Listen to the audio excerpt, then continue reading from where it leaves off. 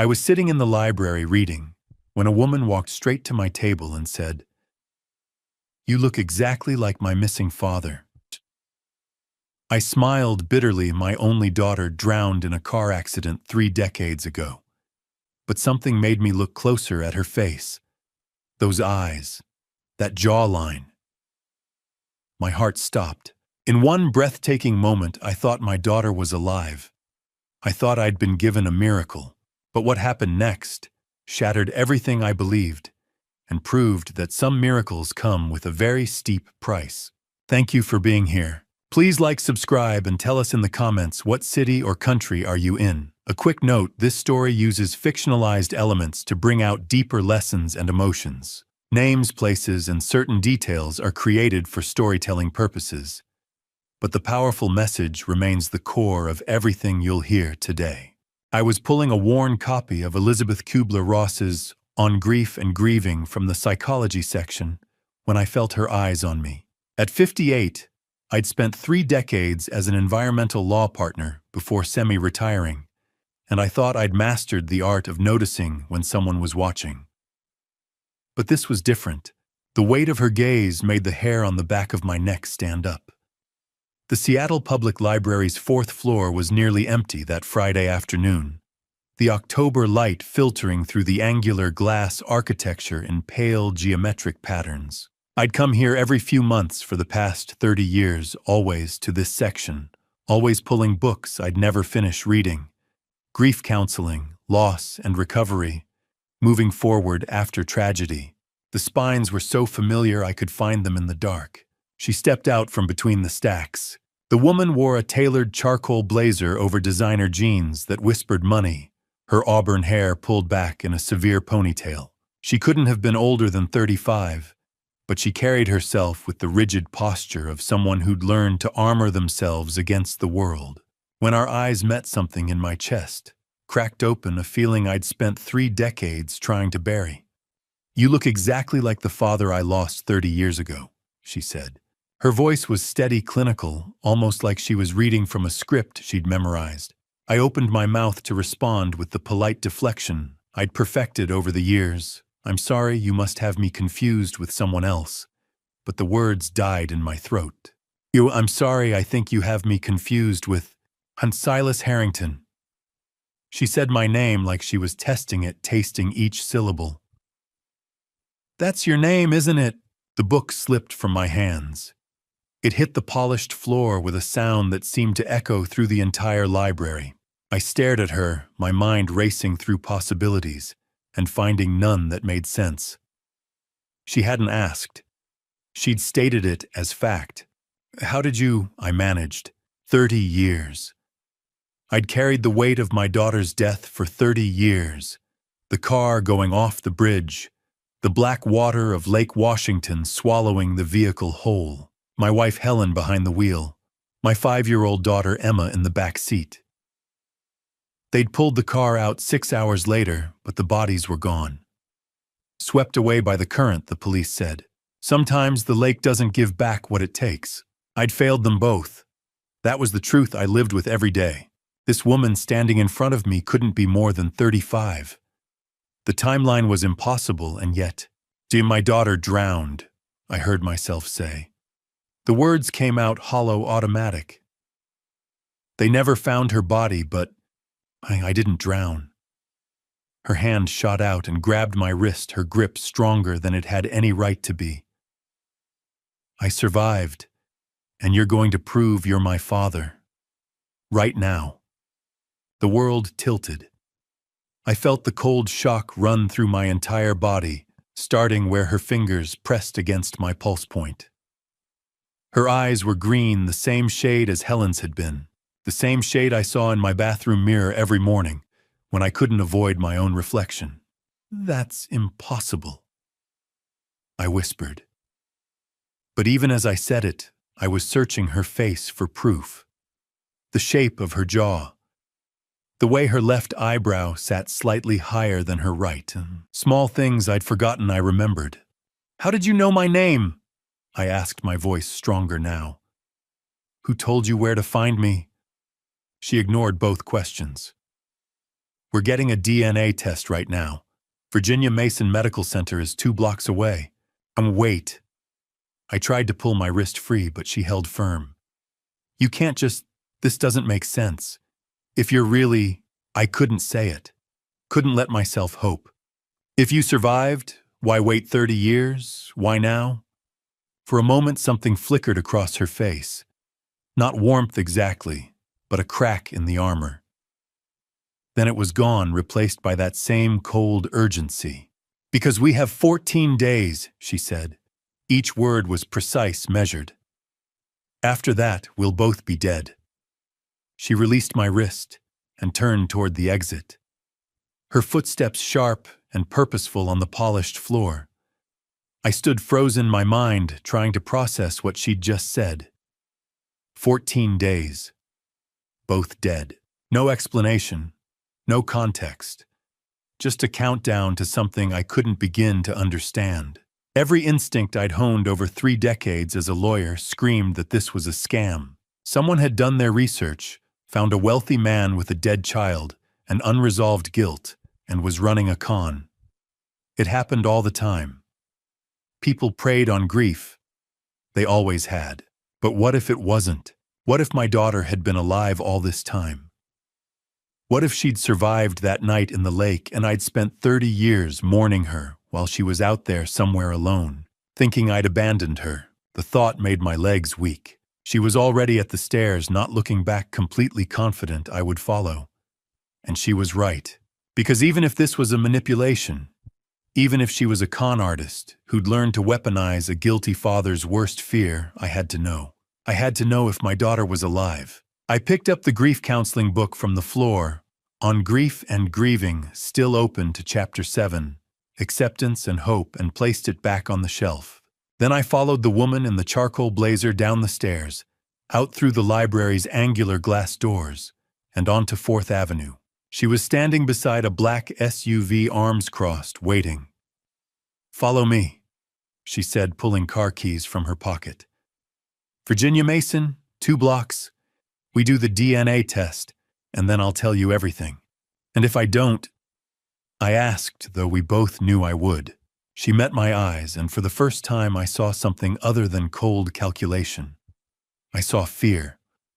Raw, barely controlled fear. "Then we'll both be dead in 14 days, she repeated. "And you'll never know if I was really her." She climbed into the SUV and started the engine. I stood on the sidewalk, torn between 30 years of grief and the impossible hope that maybe my daughter had survived. That maybe I could still save her. That maybe after all this time I could finally do what I'd failed to do that night on the bridge. The SUV's brake lights flared red.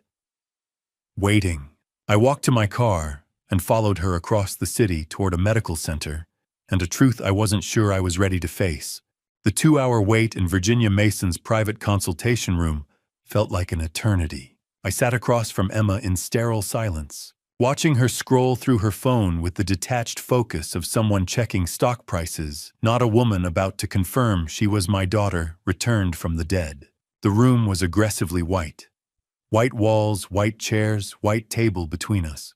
Through the window, the Seattle skyline was darkening into evening office buildings, lighting up like circuit boards. Emma hadn't looked at me once since we'd given our DNA samples. She'd simply sat down, crossed her legs, and begun scrolling through her phone, as if we were strangers sharing a subway car.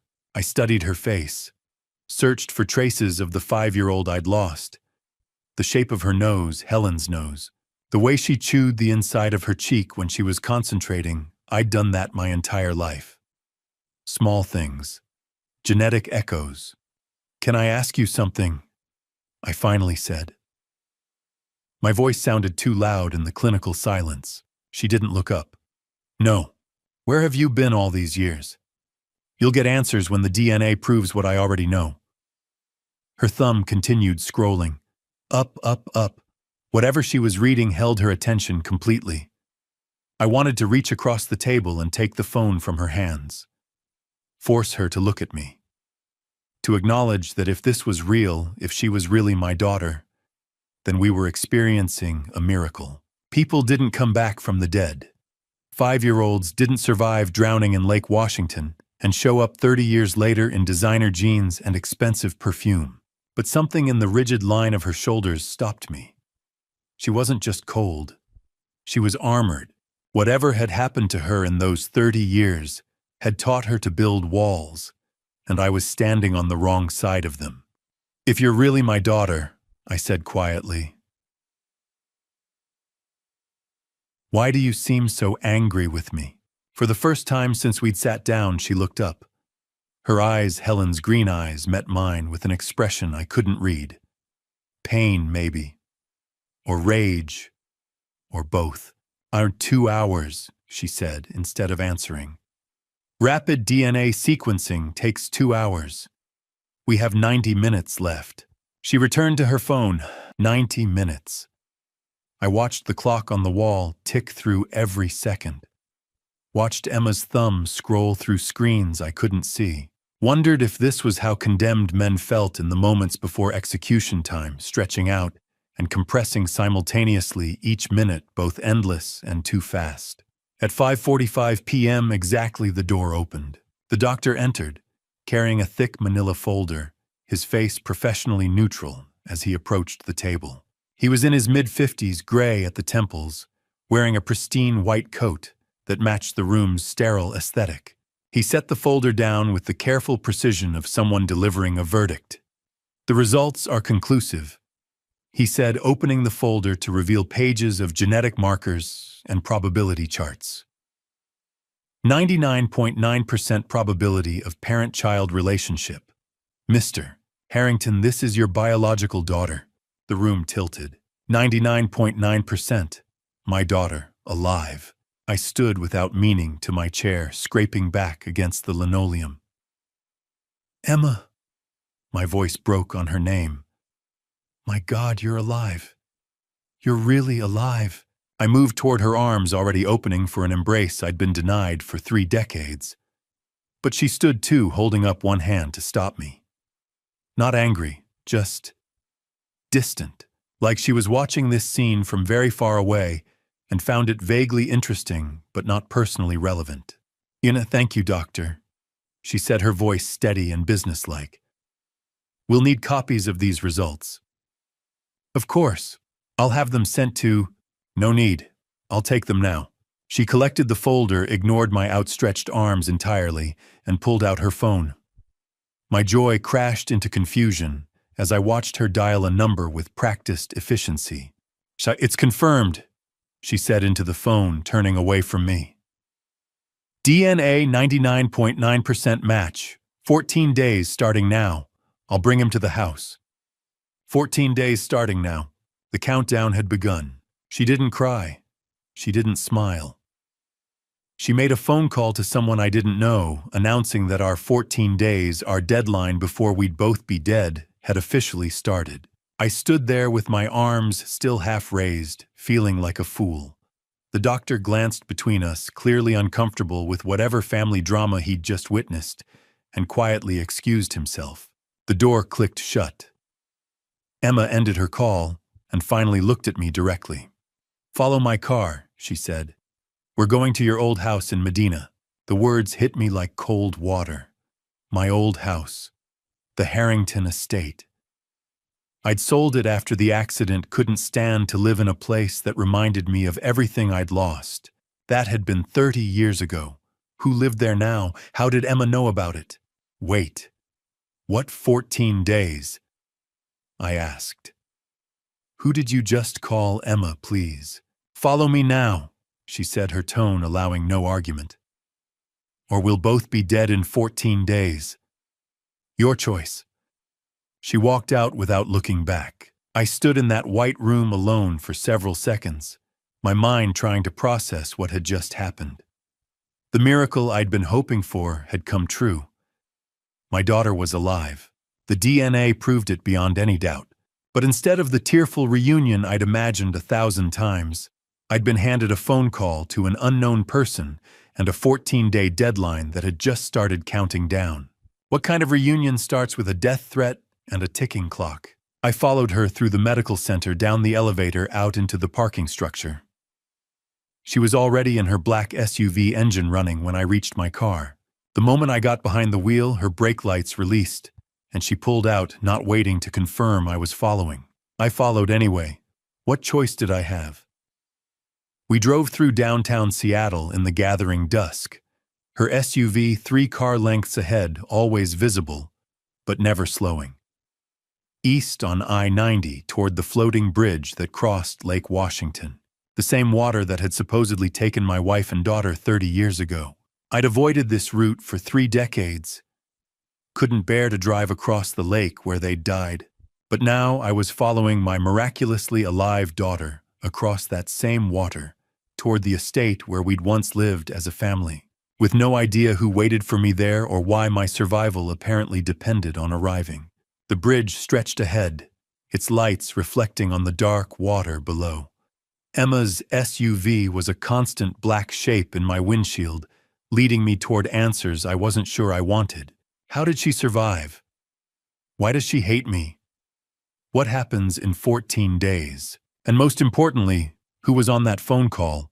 And what did they mean by 14 days starting now? The Harrington estate, my former family home, loomed ahead across the lake, and I had no idea what I'd find when I got there. But I kept driving, following my daughter into whatever trap or truth waited for me in Medina. Because after 30 years of guilt, I'd do anything to understand what happened to her. Even if it killed me, especially if I only had 14 days to live. That night, lying in the guest room of what used to be my own home, sleep wouldn't come. Emma had locked me in, not with a key, but with a security team stationed outside my door. I could hear their footsteps in the hallway, the creak of leather holsters, as they shifted positions. The irony wasn't lost on me, imprisoned in the house I'd built by the daughter I'd mourned. The ceiling was unfamiliar. Someone had replaced the crown molding I'd chosen. Painted over the soft blue Helen had insisted on with a stark white that made the room feel like a hospital. Everything was different. Everything was wrong. My mind kept circling back to that rainy night 30 years ago, October 1994. The restaurant had been Italian Helen's favorite, though by then she'd lost interest in food and everything else, except the slot machines at the Tulalip Casino. I'd discovered the missing $50,000 that morning. $50,000 from Emma's college fund vanished into her gambling addiction like water into sand. "We need to talk," I'd said across the red-checkered tablecloth. Helen sat across from me, her hands trembling as she chain-smoked cigarettes one after another. The woman I'd married 10 years earlier, bright, ambitious, full of dreams, had been consumed by something I didn't understand. Desperation had hollowed her out. "It's just a loan," she said. "I'll pay it back." "You can't pay back what you've gambled away." I kept my voice low, conscious of 5-year-old Emma in her booster seat beside us, picking at chicken fingers with the learned wariness of a child who'd witnessed too many fights. "This is our daughter's future. One more win. I just need one more." "There is no next win, Helen. You have a problem. We need to get you help." Her face hardened. "You don't understand. You've never understood." "Daddy, why is Mommy crying?" Emma's small voice cut through the tension. I'd had 2 glasses of wine. Helen had 6 vodka tonics. But when the police asked witnesses later, they all said I was the one who'd been drinking heavily. Funny how memory works. How it can be rewritten by tragedy. We left the restaurant in silence. Helen insisted on driving. She always did when she was angry, needing the control. I sat in the passenger seat, watching raindrops race across the windshield. Emma was quiet in the back, clutching her pink jacket, her stuffed bear Mr. Buttons pressed against her chest. The highway was slick with October rain. Helen drove too fast, her jaw set in that stubborn line I'd learned to recognize. Every time I suggested she slow down, she accelerated. "Helen, please." "Shut up, Silas. Just shut up." I remember checking the rearview mirror to see Emma. Her eyes were wide, frightened. I tried to smile at her, to tell her without words that everything would be okay. But I was lying. Even then, I knew something was wrong. Then Helen's eyes met mine in that mirror, and I saw it. Not panic, not fear, determination. She jerked the wheel hard to the right. The car hydroplaned on the wet pavement, spun once, twice. I grabbed for the wheel, but she fought me, her grip iron strong with adrenaline or madness or both. The guardrail exploded toward us in slow motion, metal screaming, glass shattering, the world tilting as we went airborne. Then the black water of Lake Washington swallowed us whole. The cold was instant and absolute. Shocked the breath from my lungs. I fought my seatbelt, finally got it loose, kicked at the door until it gave, swam up through the dark, churning water until I broke the surface, gasping. I dove back immediately. Found the car sinking fast, its headlights illuminating the murky water like dying stars. Dove for the driver's side. Helen was gone. Dove for the back seat. Emma's car seat was empty, her pink jacket floating free. I dove 5 times. 6. Until hypothermia took my strength and the paramedics pulled me out. They found only Emma's jacket downstream the next morning. No bodies. The lake had swallowed them whole and refused to give them back. But the police had questions. The detective sat across from me in the interrogation room 3 days later, his expression mixing sympathy with suspicion. Witnesses say you were driving, Mr. Harrington, that you'd been drinking heavily at dinner. That's not true. Helen was driving. I only had 2 glasses of wine. Your blood alcohol at the scene was 0.08, legal limit. Now, I had wine at dinner hours before. Helen had vodka. She was drunk. She was driving. But the witnesses all told the same story. The husband had been driving. The husband had been drunk. The wife and child were victims of his negligence. How do you fight a narrative that everyone believes? David Sterling appeared at the hospital on the 4th day. My law partner and supposed best friend, his face arranged in practiced sympathy. Let me handle the estate matters, Silas. The insurance, the legal paperwork. You're in no condition to deal with this.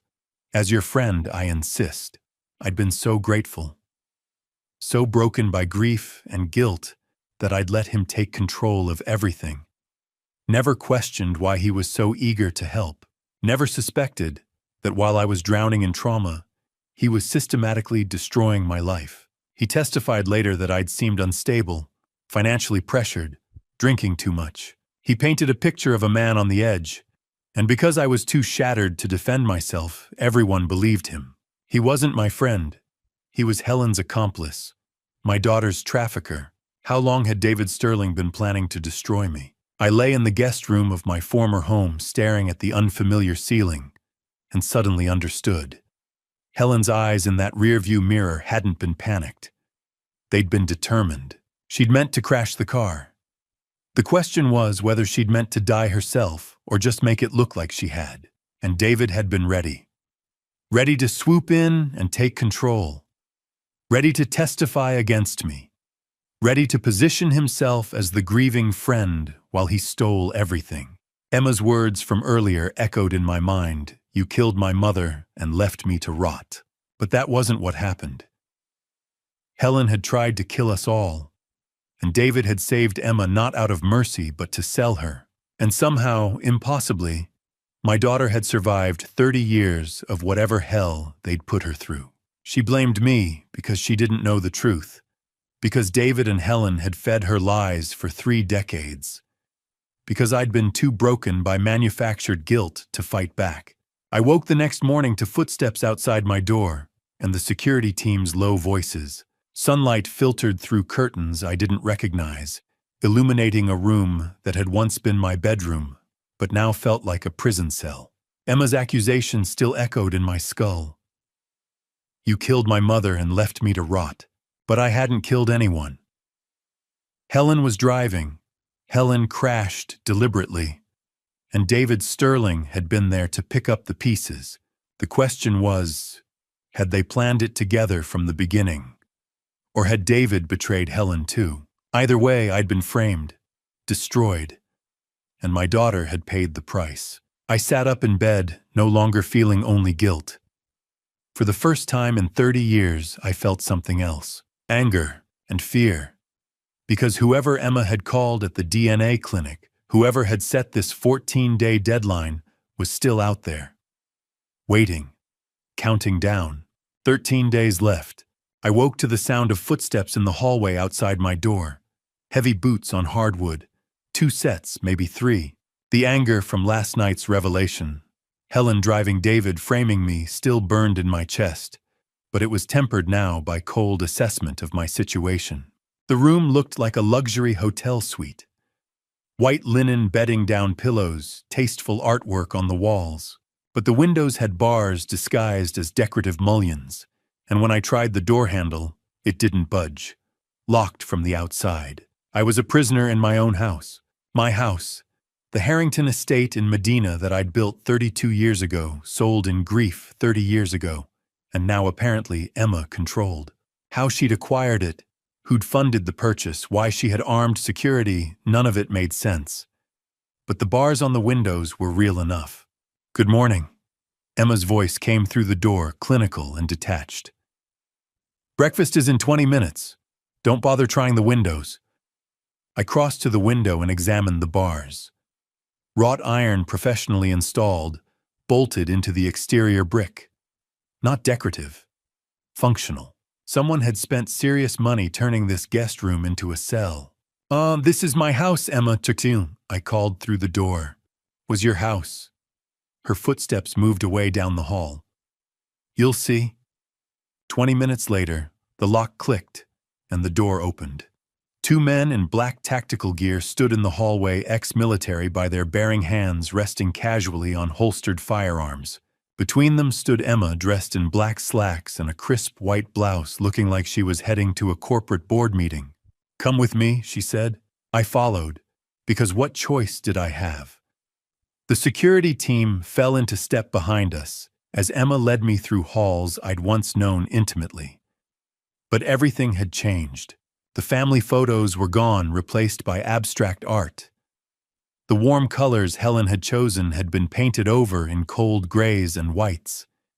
Even the furniture was different, modern, angular, expensive. My house, my bedroom, my life. All of it stolen by the daughter I thought I'd lost. I had the place redecorated, Emma said, gesturing at the living room like a realtor showing a property. "Your aesthetic was dated. The surveillance system is state-of-the-art cameras in every room except bathrooms. The security team works in 8-hour shifts. You're never unwatched." She pointed to a small black dome on the ceiling. Then another. And another. Cameras everywhere, their red lights blinking like malevolent eyes. "Why are you doing this?" I asked. She stopped in the conservatory, Helen's favorite room, where she'd grown orchids and chain-smoked through her gambling addiction. Now it was empty except for a single leather chair and a small table. Emma sat crossing her legs with practiced elegance. "Because you owe me 30 years, she said. "And I'm collecting. I didn't abandon you. I thought you were dead." "Ma, that's convenient." Her smile didn't reach her eyes. "But we both know the truth, don't we? You let them take me. You let David Sterling sell me. And you spent 30 years living in comfort while I survived hell." The accusation hung between us like smoke. Part of me wanted to scream the truth, that Helen had crashed deliberately, that David had framed me, that I'd been as much a victim as she was. But something in her cold calculation told me she wouldn't believe it. Not yet. Maybe not ever. How does a man fight for his freedom when the jailer is the child he's mourned for 30 years? "I want to show you something," Emma said, standing abruptly. "Your old office." She led me to what had been my study, mahogany paneling, built-in bookshelves, a massive desk where I'd worked late into countless nights. But my books were gone. My files were gone. The room had been stripped bare except for the desk and 2 leather chairs. Emma opened a leather portfolio and withdrew 2 sets of documents, each thick with legal language and signature pages. "Power of attorney," she said, sliding the first set toward me. "This one transfers control of your remaining $12 million in assets to me. The condo in Belltown, your investment portfolio, the life insurance policies, everything you have left." I picked up the document with a lawyer's practiced eye scanning the language. It was professionally drafted, ironclad. But a power of attorney could be revoked if I retained mental capacity. Emma knew that. And this one, she continued sliding over the second set, is an irrevocable trust transfer for the $80 million trust your grandfather Theodore established. Unlike the power of attorney, this one cannot be revoked once signed. It permanently transfers management rights. That's why I need both. The POA controls your personal assets now, but the trust requires your legally competent signature or a court declaring you incapacitated. She slid a third document across.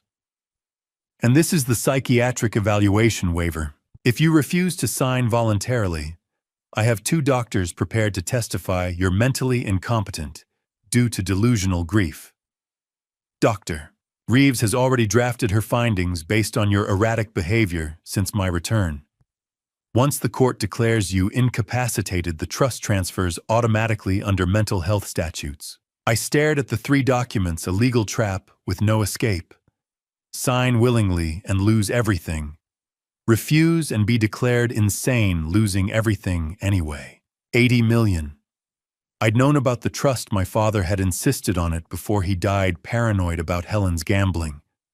But I'd thought it had dissolved when Emma was declared legally dead. That trust still exists, I asked. It was protected. Grandfather's lawyers were very thorough. The trust couldn't be touched until I returned or was definitively proven dead. And since I'm here... She smiled that cold smile again. It's mine, but I need you to sign over management rights, legal formality. I studied both documents, my mind racing. This was a trap, that much was obvious. But what kind and why the 14-day deadline? Sign these by tomorrow night, Emma said, and this ends peacefully. You sign, you transfer everything to me, and you walk away with your life. And if I don't, her expression didn't change. Then the psychiatric evaluation I've scheduled will prove you're incompetent. I have 2 doctors ready to testify you're suffering from delusional grief, that you're a danger to yourself. Either way, I get what's mine. But this way is cleaner. She stood smoothing her slacks. 24 hours, Silas. Think carefully. She walked to the door, and I heard her speaking to someone in the hallway. Her voice was low, but I caught fragments. Phase 1, complete, 14 days. He'll sign, or we move to Phase 2. My old lawyer instincts kicked in. While she was distracted, I pulled out the phone I'd kept hidden in my pocket. They hadn't searched me yet, too confident in their control, and quickly photographed the key pages of both documents. The signatures required the legal language, the bank account numbers, evidence. If I could get this to someone who could help. Emma returned, her security team flanking her. The study is yours for the next hour. Read the documents. Consider your options. Then you'll be returned to your room. She left, and I heard the lock click behind her. I sat alone in my former study holding documents that would strip me of everything I had left, and understood with perfect clarity what was happening. This wasn't about money, or revenge, or even justice for whatever hell Emma had survived. This was about something bigger, something that required $80 million and had a 14-day deadline, and scared Emma enough that she'd come back from the dead to execute a plan this elaborate. Through the door, I heard her on the phone again. Phase 1 complete, 14 days starting now. I looked down at the photos on my hidden phone and knew I needed help, fast. Because whatever Phase 2 was, I had a feeling it involved more than just losing my money. It involved losing my life. By Monday morning, I'd counted 17 security cameras in my own house. Emma watched me eat breakfast, watched me walk the hallways, watched me pretend to sleep. But she didn't know about the business card I'd found tucked inside my old briefcase, the one item they'd returned to me probably because they'd searched it and found nothing incriminating. Claire Wagner, forensic accountant. A Seattle phone number handwritten on the back. I didn't remember the name, but someone had wanted me to find it. Emma appeared at my door that morning with another set of documents. She was dressed in a navy pantsuit, her auburn hair pulled back so tightly it looked painful. The security team flanked her, as always, their presence a constant reminder that I was a prisoner. "I knew paperwork," she said, sliding a folder across the small table in my room. "Psychiatric evaluation scheduled for Wednesday. Dr. Reeves and Dr. Caldwell have already reviewed your case." I opened the folder. 2 affidavits signed and notarized. Dr. Patricia Reeves, psychiatrist. Dr. James Caldwell, clinical psychologist. Both documents painted a picture of a man in severe mental decline, delusional thinking, paranoia, inability to manage his own affairs. "I've never met these doctors," I said. Emma's smile was cold. "Exactly. That's what makes their findings so credible. They reviewed your medical history, your behavior following the accident 30 years ago, your recent erratic actions. Their professional opinion is clear: you need help. This is fraud. This is insurance." She crossed her arms. "You have until tomorrow night to sign the power of attorney documents. If you refuse, the evaluation moves forward Wednesday morning. Either way, I get control. But signing is cleaner for everyone." 2 doctors I'd never met had already decided I was insane. My own daughter had built a legal cage around me with psychiatric imprisonment as the backup plan. She left, and I waited until the footsteps faded down the hallway before pulling out my hidden phone. The battery was at 15%. I'd been charging it in brief windows when the guards rotated shifts, and I could reach the outlet behind the dresser without being seen on camera. I dialed the number on the business card. It rang 3 times before a woman answered. "This is Claire Wagner. My name is Silas Harrington. I found your card in my briefcase. I don't know who gave it to me, but I need help." Silence. Then, "Mr. Harrington. Finally. I need to meet you in person. It's about your estate and your daughter." "How do you know about Emma?" "Because I've been tracking the money trail for 6 months. And you're in danger. Can you get out of the house?" I thought about the security team, the cameras, Emma's surveillance. "Wednesday afternoon. She has a meeting scheduled. I heard her mention it to her team. 2 hours, maybe 3. Lakeview Cemetery. 1 p.m. Helen's grave, I know where it is. Come alone. If you bring anyone, I disappear." She hung up before I could ask more questions. Wednesday came with agonizing slowness. Emma left at noon with half her security team, leaving 3 guards to watch me. But she'd grown overconfident. They were posted in the common areas not directly outside my door. When the shift change happened at 12:45, I had a 5-minute window. I took it, slipped out through the service entrance I'd helped design 32 years ago, the one that opened onto the garden path the cameras didn't quite cover. Made it to my car, still parked where I'd left it that first night, and drove through Medina's winding streets toward Seattle. Lakeview Cemetery sits on a hill overlooking the city, its old headstones and mausoleums shaded by towering trees. I found Helen's grave easily. I'd bought the plot myself, even though there was no body to bury.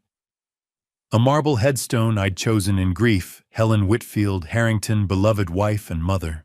A woman in her 40s stood waiting, sharp-eyed and cautious, a leather messenger bag slung over her shoulder. Claire Fletcher looked like she'd spent years learning to read financial documents for the lies hidden between the numbers. "Mr. Harrington," she said, extending her hand. "We don't have much time. Emma's meeting will end at 3, and you need to be back before then." "Who are you? Who sent you?" "I'm a forensic accountant. 6 months ago, I was hired by a European banking consortium to trace suspicious wire transfers through American accounts. The trail led to the Harrington Trust and to your daughter." She pulled a manila folder from her bag, thick with documents, bank statements, wire transfer records, photographs. "Your daughter didn't just survive, Mr. Harrington. She became a money mule for the Sinaloa cartel. Prague, Vienna, Dubai, she's moved $2, $3 million through offshore accounts over the past 18 months. The Harrington Trust was used to launder it." The words hit me like physical blows. "That's impossible." She was 5 years old when she was sold to traffickers in 1995. Fletcher opened the folder to a faded photocopy, a wire transfer receipt yellowed with age. Sterling and Associates, Zurich. Date October 12, 1995. Amount $500,000. Recipient Kovac Enterprises, Prague. David Sterling brokered the deal. How do you reconcile mourning a child for 30 years with discovering she's been laundering cartel money across 3 continents? Stika. The cartel gave her an ultimatum. Wagner continued. Repay the $2.3 million she skimmed from their laundering operations or die. She has 2 weeks from when she contacted you, but here's the problem. The $80 million Harrington Family Trust is locked. Your grandfather Theodore structured it with 3 signature authorization, your signature, the family attorney's signature, and a bank trustee's signature. Emma cannot access it alone. She needs you declared either compliant or incapacitated. That's why she came back. The $2.3 million is the cartel's immediate demand. The $80 million is her escape plan. Pay the cartel, disappear with the remainder, and vanish permanently. She's negotiating for her life, and your trust is the only currency she has. The cemetery wind cut through my jacket. I stared at Helen's headstone and understood with terrible clarity. Emma wasn't just seeking revenge for abandonment. She was running from people who would kill her if she failed to deliver. David Sterling sold her. I asked, my voice hollow. He brokered the sale and took a $100,000 commission. The Swiss banking records are explicit, and there's more. She pulled out another document. Helen Whitfield didn't die in 1995. She's alive, living in Zurich under the name Helena Bauer. Sterling and Helen have been partners for 30 years. I thought about Helen's determined eyes in that rearview mirror, the way she jerked the wheel toward the guardrail. This hadn't been a crime of passion or a gambling debt gone wrong. It had been a business transaction. Sell the daughter. Fake the death. Disappear with the money. The cartel doesn't forgive debts, Mr. Harrington. Wagner closed the folder. Emma has 12 days left. If she doesn't deliver the money, they'll kill her. And probably you too, since you're leverage.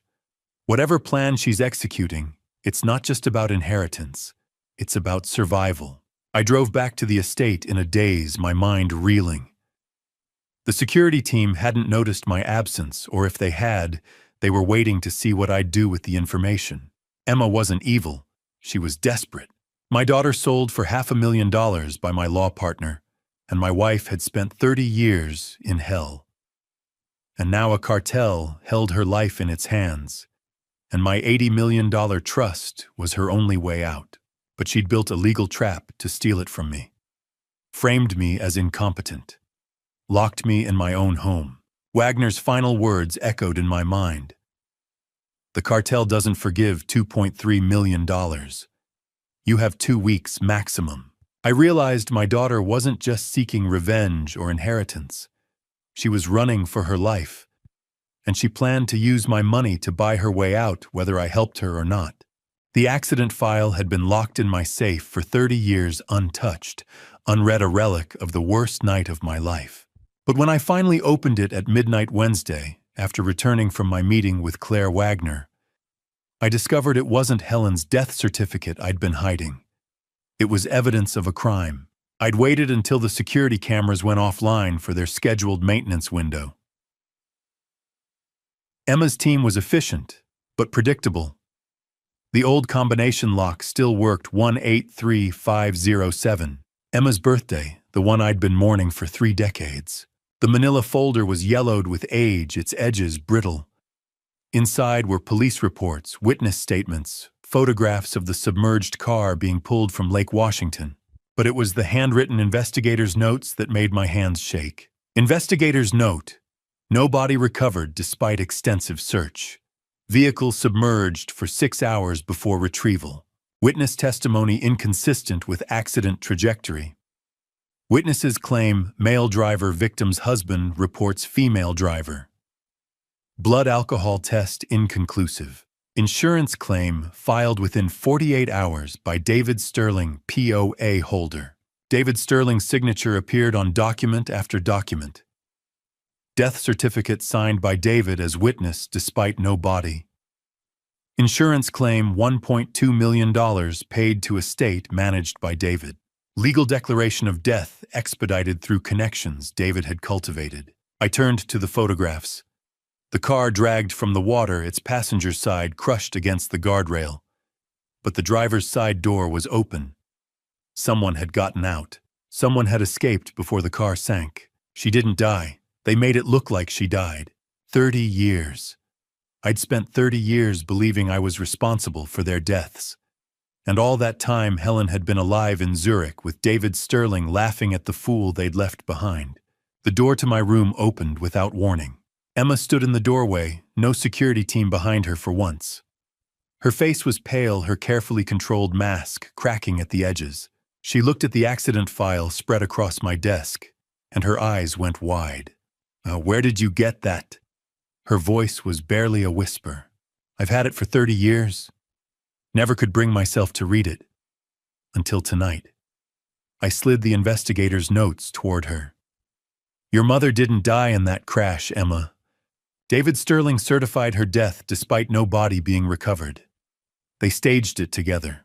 She picked up the document with trembling hands, read it once, twice, then sank into the chair across from me. "I need to show you something," she said finally. "Come with me." She led me through the silent house to the conservatory, Helen's old sanctuary, where orchids had once grown and cigarette smoke had hung in the humid air. Now it was empty except for glass walls and tropical plants Emma had installed. Rain drummed against the roof. Emma sat on one of the metal benches, and for the first time since I'd met her in that library, she looked vulnerable, young, like the 5-year-old I'd lost. They told me you sold me," she said, her voice breaking. "That you took $500,000 and never looked back. That you were drowning in debt and gambling problems and saw a way out. None of that is true. So I know that now." She pulled a piece of paper from her jacket pocket. Old creased, the ink faded. A wire transfer receipt. "I found this in David Sterling's office in Vienna 2 years ago, before the cartel got involved, before everything went to hell." She handed it to me. "Sterling and Associates, Zurich. Date October 12, 1995, 5 days after the crash. Amount $500,000. Recipient Kovac Enterprises, Prague. Memo merchandise as discussed." Merchandise. How do you tell your daughter you didn't sell her when everyone she's ever known has told her you did? I didn't know," I said, my voice thick. "I swear to God, Emma, I didn't know. I thought you were dead. I spent 30 years thinking I'd killed you both. David saved me from the water that night," she whispered. "Pulled me out, told me it was okay, that everything would be okay. Then he drove me to a house in Tacoma and locked me in a room. 3 days later, I was on a plane to Prague with people who didn't speak English. I wanted to reach across and take her hand, but the gulf between us was still too wide. 30 years of lies doesn't dissolve with one conversation." Prague, Vienna, Dubai. She continued. "I learned 5 languages, learned how to disappear, learned how to survive people who viewed children as commodities. And when I finally got old enough to escape, the cartel owned me. Because survival has a price and I couldn't pay it. In the $2.3 million. I'd money, I moved for them because that's what you do when you want to stay alive. But I kept a percentage. A stupid, desperate percentage because I thought I could buy my way free." She laughed bitterly. "You can't buy your way out of the Sinaloa cartel. You can only run or die." She pulled out another piece of paper. This one was new, the ink sharp and angry. Block letters in red, 9 days. $2.3 million. no police. Or you both die. They gave me 14 days from when I contacted you, Emma said. That was 5 days ago. We have 9 days left to come up with the money or they kill us both. Because you're leveraged now. You're the man who controls the trust. Then prove it, I said. Prove to me you're not working with them. That this isn't just another con to steal the trust. She met my eyes and I saw the truth there. Fear. Real visceral fear. We have 9 days to find who sold me and get them to pay the cartel debt. Because if we don't, we're both dead. And I've spent 30 years surviving, I'm not dying now. When David Sterling sold you, the evidence is right here. David was a middleman. Someone funded the transaction. Someone with enough power to fake a death frame you and make it all disappear. She stood pacing the conservatory like a caged animal. Help me find them. Or sign over the trust and let me handle it my way. But decide fast because we don't have time for family reunions and apologies. She walked to the door, then stopped. 9 days, Silas. Prove you're not the man they told me you were. After she left, I sat alone in the humid greenhouse air and stared at the cartel note. Block letters, red ink, a death sentence. 9 days left. The 14-day countdown Emma had started at the DNA clinic was now down to 9. 5 days had already passed, while I'd been investigating, confronting, and finally understanding the truth. For the first time in 30 years, I had a purpose beyond drowning in guilt. I had to find who sold my daughter. I had to prove I hadn't abandoned her. And I had to do it in 9 days or we'd both die. I picked up the wire transfer receipt proof of her sale proof of David's betrayal and understood with perfect clarity what I had to do. I had to become the man I should have been 30 years ago. The father who saves his daughter, even if it cost me everything. Even if I only had 9 days to do it. The bullet shattered Mrs. Wagner's windshield at 7:42 Sunday morning. I heard the crack from my bedroom, sharp, deliberate, unmistakable. By the time I reached the front steps, Emma was already there, kneeling on the gravel driveway, her fingers wrapped around a spent 9mm shell casing. She held it up to the pale October light, her face carved from stone. "Next time they won't miss," she said. Mrs. Wagner sat trembling in the driver's seat of her decade-old Honda, hands frozen on the wheel, eyes wide with the kind of terror that comes when violence finds you in a place that's supposed to be safe. She'd worked at the Harrington estate for 18 years, long enough to remember Emma as a child, long enough to believe the lie that she'd drowned. Now she was 72 years old, caught in the crossfire of a war she didn't understand. Emma stood and pocketed the casing. "Get her inside," she told the nearest security guard, a broad-shouldered man whose name I'd never learned. "Lock every door. No one leaves until I say so." I wanted to argue. I wanted to call the police to demand answers, to do something that felt like taking control. But the look Emma gave me, cold, calculating, laced with an authority I'd never seen in her before, stopped the words in my throat. She wasn't my daughter in that moment. She was a soldier. "We need to talk," she said. "Now." She led me to the library, the one room in the house that still felt like mine. Floor-to-ceiling bookshelves lined the walls, filled with legal texts and first editions I'd collected over 30 years. The morning sun slanted through the tall windows, casting long shadows across the Persian rug. Emma closed the door behind us and locked it. "That was a warning," she said. "The cartel doesn't waste bullets on old women unless they're trying to send a message." "What message?" My voice came out hoarse. "That they know where we are, that they can reach us any time they want, that the clock is ticking." She crossed to my desk and pulled out a slim manila folder I'd never seen before. She opened it, spreading a dozen pages across the polished mahogany. Financial records, wire transfers, photographs. A forensic accountant's report dated March 2023. "This is what Claire Wagner gave me 3 days ago," Emma said. "The full picture. The one you don't know yet." I scanned the documents. My eyes caught on a bank statement from Credit Suisse Zurich branch, an account under the name Helena Bauer. Deposits totaling $83 million over 27 years. The most recent transaction, October 15th, 2025. 4 days ago. "Your wife is alive," Emma said. The words hit me like a fist to the chest. For a moment the room tilted. I gripped the edge of the desk, my knuckles white.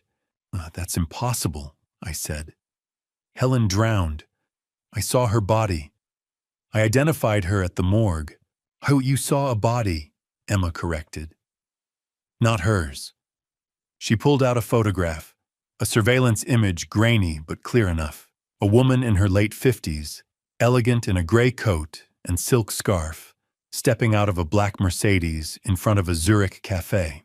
Her hair was lighter than I remembered, her face thinner, but the bone structure was unmistakable. Helen. My wife. The woman I'd mourned for 30 years. How I couldn't finish the sentence. Emma's expression didn't change. "She staged the crash. She paid David Sterling $500,000 to falsify the police report, to make it look like you were driving drunk. She wanted you to take the fall, so she could disappear with the insurance payout and the trust. And you," the question came out raw. "What happened to you?" For the first time, Emma's mask cracked. Her jaw tightened, and she looked away. "David pulled me out of the lake," she said quietly. "He said he was saving me. He took me to a safe house in Tacoma.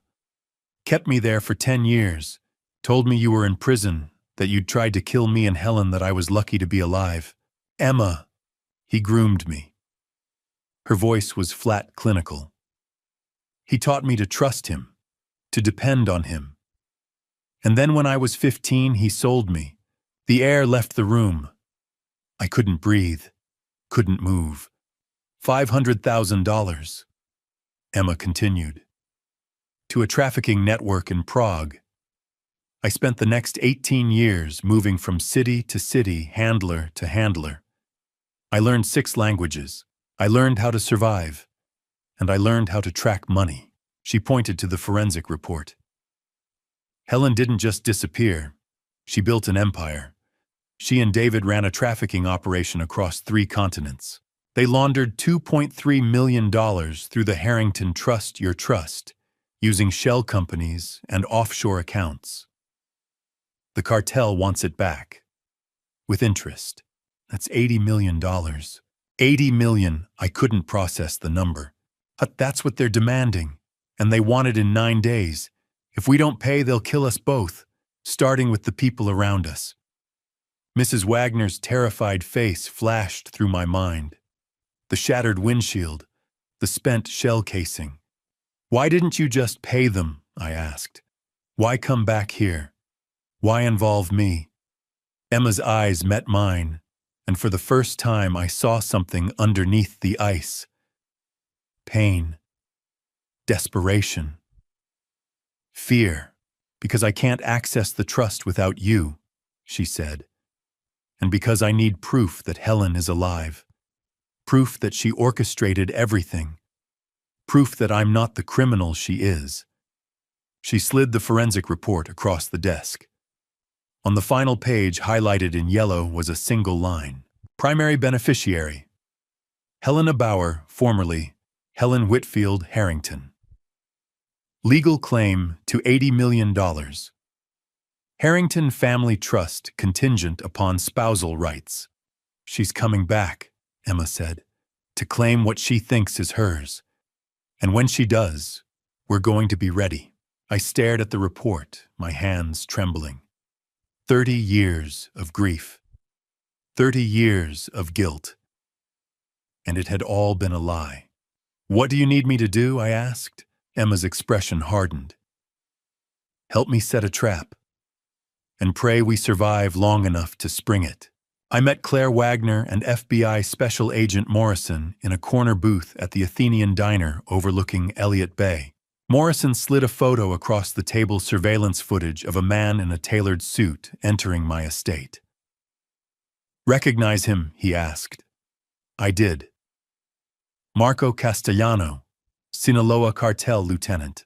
Morrison was a stocky man in his 50s, with gray temples and the weary eyes of someone who had spent decades chasing cartels. He laid out the sting operation with the precision of a battlefield general. The photo showed Marco stepping through my front gate 4 days ago, the same night Emma and I had formed our fragile alliance. The same night she had promised to help me set a trap. "We have been tracking this laundering operation for 8 months, Morrison said, tapping the photo. Your estate is the hub. 2.3 million in cartel money funneled through shell companies, offshore accounts, and your family trust. Marco Castellano is the enforcer. David Sterling is the broker. And your wife? Ex-wife, I corrected, my voice tight. Morrison nodded. Helena Bauer, formerly Helen Whitfield Harrington, is the architect. She built the network. She staged her death to escape prosecution and has been operating out of Zurich ever since. We have bank records, wire transfers, surveillance footage. What we need is a confession, on tape, admissible in court. Claire Wagner leaned forward, her sharp eyes studying me. The charity gala at your estate in 5 days, she said. It is the perfect opportunity. 200 guests, black tie event, high visibility. Helen is planning to attend. I felt my chest tighten. Helen, coming back to Seattle. After 30 years, how do you know, I asked. Morrison pulled out another document, a flight itinerary. Zurich to Seattle, arriving Thursday night. Under the name Helena Bauer. She has already RSVP'd to the gala under a false identity. She thinks she is invisible. She thinks she can walk into your home, claim her share of the trust, and disappear again. And what do you want me to do? I asked, though I already knew the answer. We use the gala as bait, Morrison said. Get everyone in one room. Wire Emma, record confessions. Marco will be there. David Sterling will be there. Helen will be there. We arrest them all at once. The coffee in my hand had gone cold. The seagulls outside the window cried over the gray water of Elliott Bay. The diner smelled like salt air and burnt toast. I set the cup down carefully. You want to use my daughter as bait for a cartel lieutenant, I said. Morrison did not flinch. She is already bait, Mr. Harrington. We are just giving her a weapon to fight back. 8 months. The FBI had been watching my estate for 8 months, while I lived in ignorance, a puppet in a scheme I did not understand. 8 months while Emma had been pulled deeper into a web of violence and lies. 8 months while Helen planned her return. What if something goes wrong, I asked. What if Marco finds the wire? What if he... We will have agents in the crowd, Morrison said. Undercover, armed. If anything goes sideways, we move in immediately. But Emma has to sell it. She has to get them talking. She has to make them believe she is still on their side. Claire Wagner reached across the table and touched my hand. This is the only way, Silas. If you do not do this, the cartel will kill you both anyway. At least this way you have a chance. I stared at the surveillance photo. Marco Castellano. Tailored suit. Cold eyes. A man who had probably killed more people than I had ever met. I will talk to her, I said. Morrison handed me a small business card with a phone number. You have until Thursday to decide. If Emma agrees, we wire her Friday morning. The gala starts at 7. We make arrests by 9. I pocketed the card and stood. The rain had started outside, streaking the diner windows. I shook Morrison's hand. It was firm, professional, and felt like a pact with the devil. By the time I returned to the estate, the sky had darkened to charcoal. The house loomed ahead, its iron gates and stone walls transformed from sanctuary to fortress. I found Emma in the library, surrounded by case files and legal documents. She looked up when I entered, her expression guarded. We need to talk, I said, closing the door behind me. She set down her pen. What did the FBI say? I told her everything. The surveillance, the 8-month investigation, Marco Castellano, Helen's flight itinerary, the plan to wire her at the gala and record confessions that would bring down the entire network. Emma listened in silence, her face unreadable. When I finished, she stood and walked to the window, staring out at the rain-soaked grounds. "You are asking me to betray people who will skin me alive, if they find out," she said quietly. "I am asking you to trust me," I said. "To let me protect you the way I should have 30 years ago." She turned to face me. Her eyes were the same green as her mother's, but where Helen's had been cold and calculating, Emma's were haunted and desperate. "Before I answer that, I need you to understand something. The next 5 days will test every bit of trust we are building here. Comment 1 if you think Emma should wear the wire, or 2 if you think she should refuse, and tell me in one sentence why. What comes next will rewrite everything we thought we knew about loyalty. How do you ask your daughter to risk her life for justice when you have already failed to protect her once? How do you promise safety when you could not even see the danger standing beside you for 30 years? How do you rebuild trust on a foundation of lies? I cannot promise this will work," I said. "I cannot promise you will be safe. But I can promise that if we do nothing, the cartel will kill us both, and Helen will walk away free." Again, Emma was silent for a long moment. Rain drummed against the windows. Somewhere in the house, a clock chimed 5. "Okay," she said finally, "but if this fails, we are both dead." She walked past me toward the door, her footsteps soft on the Persian rug. As she reached for the handle, I saw her pull out her phone. The screen lit up her face in the dim library. Her thumbs moved quickly across the keyboard. Then I saw the message as she turned slightly, Gala confirmed. 5 days. Sent to a number with no name. My stomach dropped. The room tilted. I wanted to grab her arm to demand answers, to know who she was texting and why. But she was already gone, the door closing softly behind her.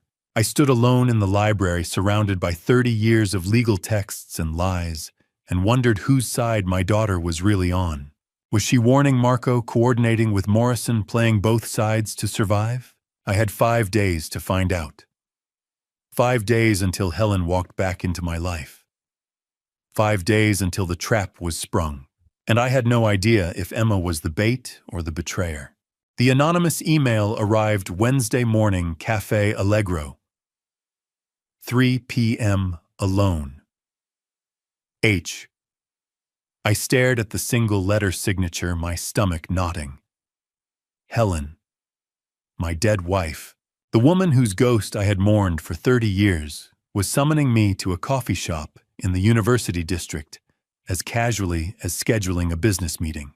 The woman sitting across from me at Cafe Allegro looked like Helen's same green eyes, same hands I had held on our wedding day, but 30 years older and carved hollow by whatever life she had lived in Zurich. She sipped her cappuccino, as if we were old friends catching up, not a dead woman meeting her betrayed husband. She wore European couture, elegant and expensive. Her hair was lighter than I remembered, touched with silver, pulled back in a way that suggested wealth and control. The espresso machine hissed behind the counter. University students chattered at nearby tables, oblivious to the resurrection unfolding in the corner booth. "Hello, Silas," she said, her voice steady and calm. "You look well." I gripped the edge of the table, forcing my breathing to remain even. "You are supposed to be dead." "I know," she said, setting down her cup. "I am sorry you had to find out this way, but circumstances have changed, and I thought it best we talk before Friday." "Before the gala," I said. "Yes." I studied her face, searching for remorse, for shame, for anything resembling the woman I had married. All I saw was detachment. The kind of calm that comes from living without conscience. "Why?" I asked. "Why did you do it?" Helen folded her hands on the table. She still wore her wedding ring.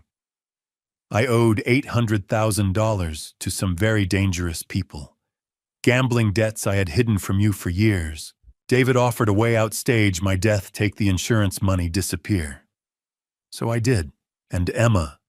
The words came out sharp-edged with rage I could barely contain. "You left our 5-year-old daughter in that car to drown. David said he would save her. Helen replied, her tone as matter-of-fact as discussing the weather. That she would be placed with a good family. I did not know he sold her until last year. She looked me in the eye and said she did not know Emma had been sold. As if that made abandoning our daughter in a sinking car forgivable. As if ignorance absolved her of leaving a child to die while she collected insurance money and fled to Switzerland. You took $1.2 million and ran, I said, my voice low and controlled.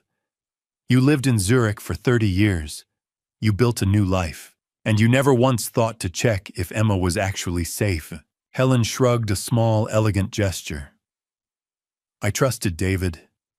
He told me she was fine, that she had been adopted.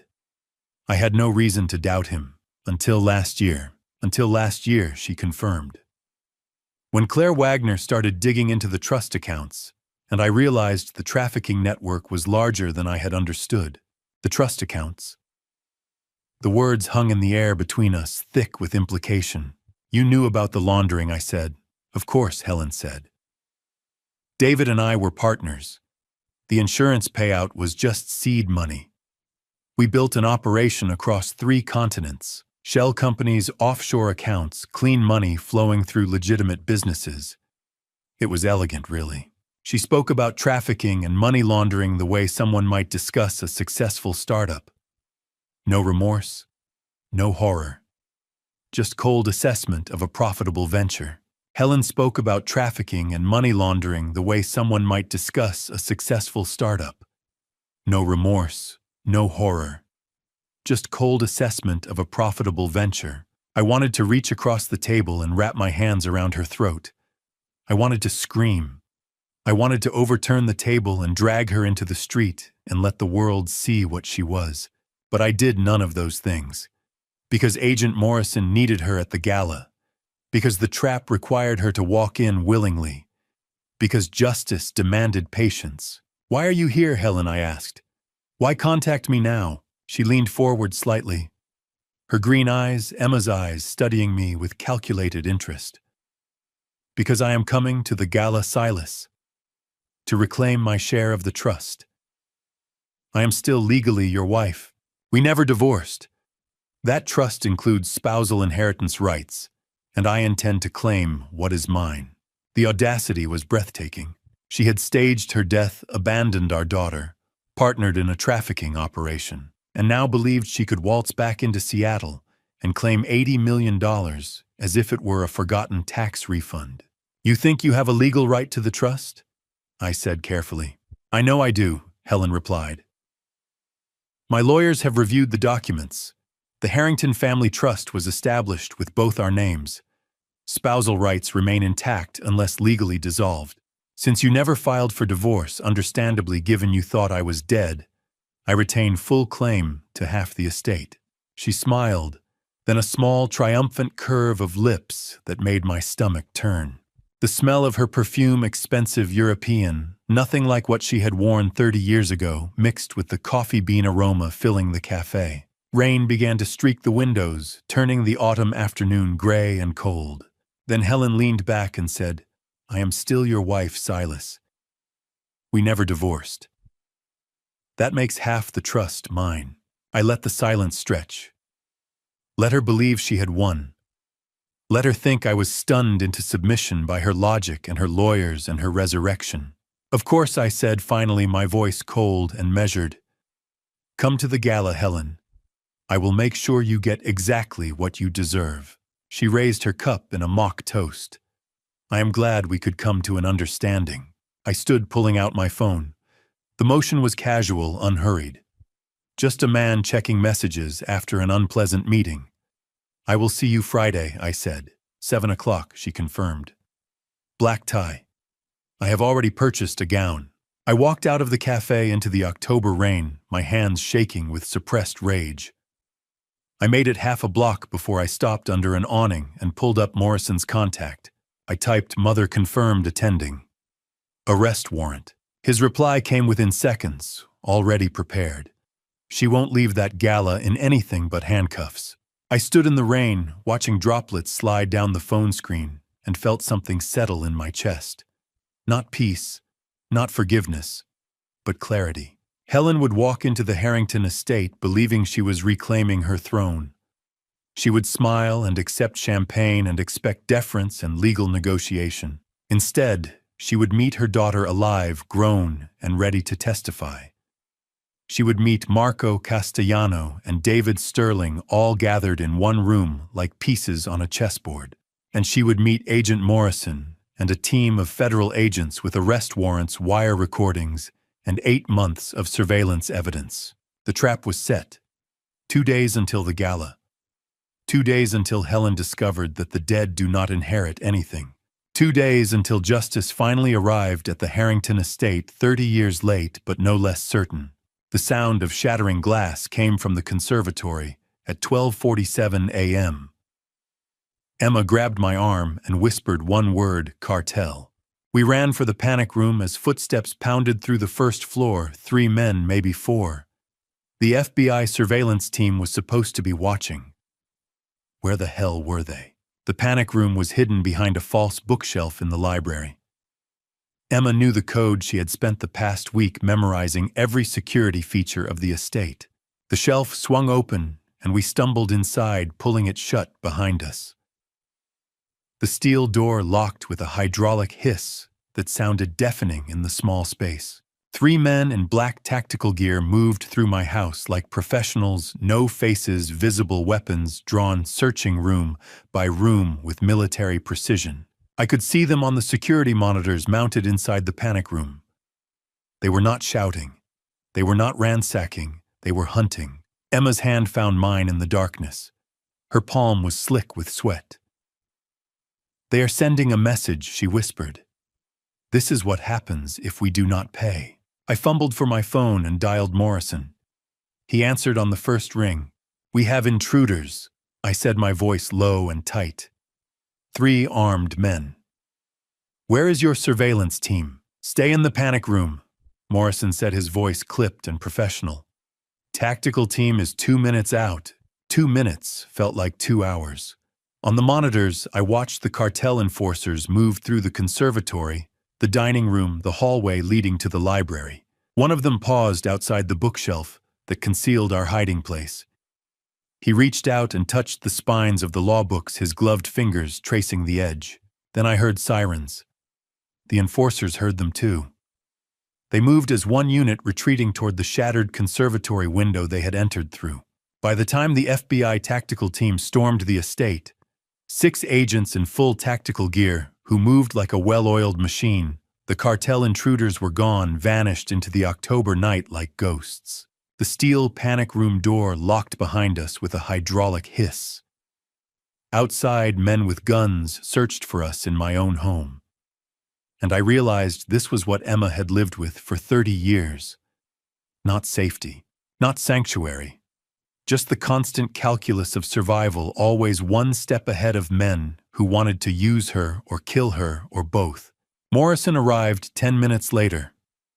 The estate was flooded with FBI agents, forensic teams photographing boot prints and collecting shell casings from the conservatory floor.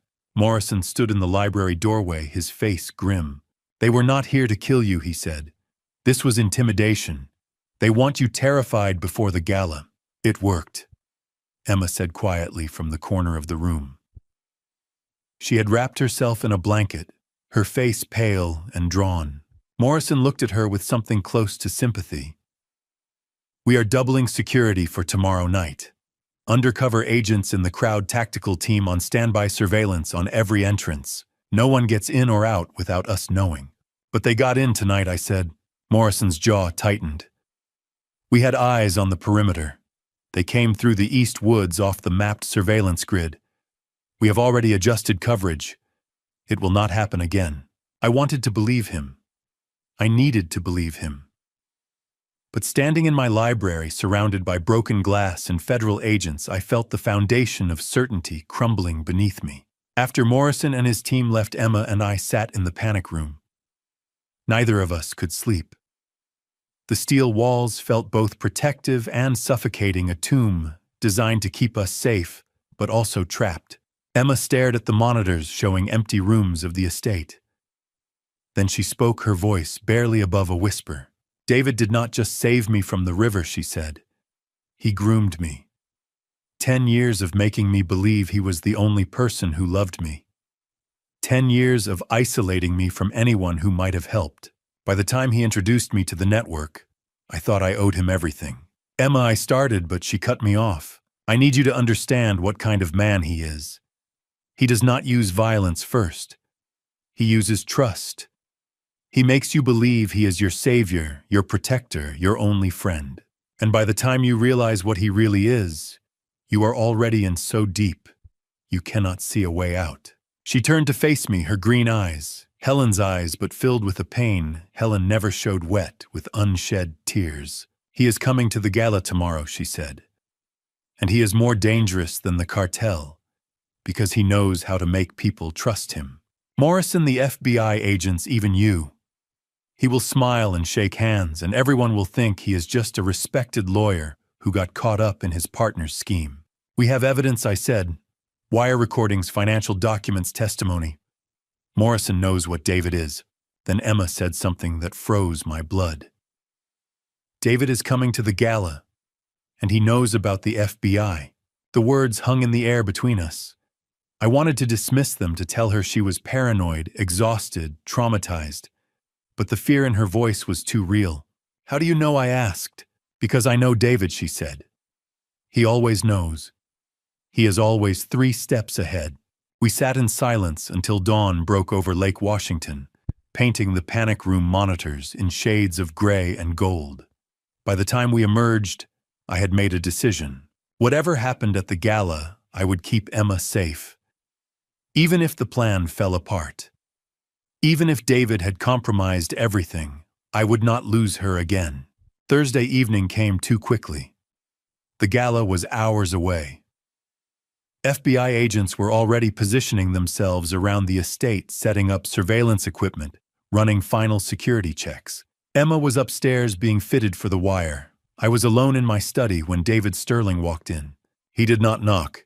He simply appeared in the doorway, as if he owned the place, 63 years old, silver-haired, wearing a $5,000 suit, and the smug smile of a man who had never faced consequences for anything in his life.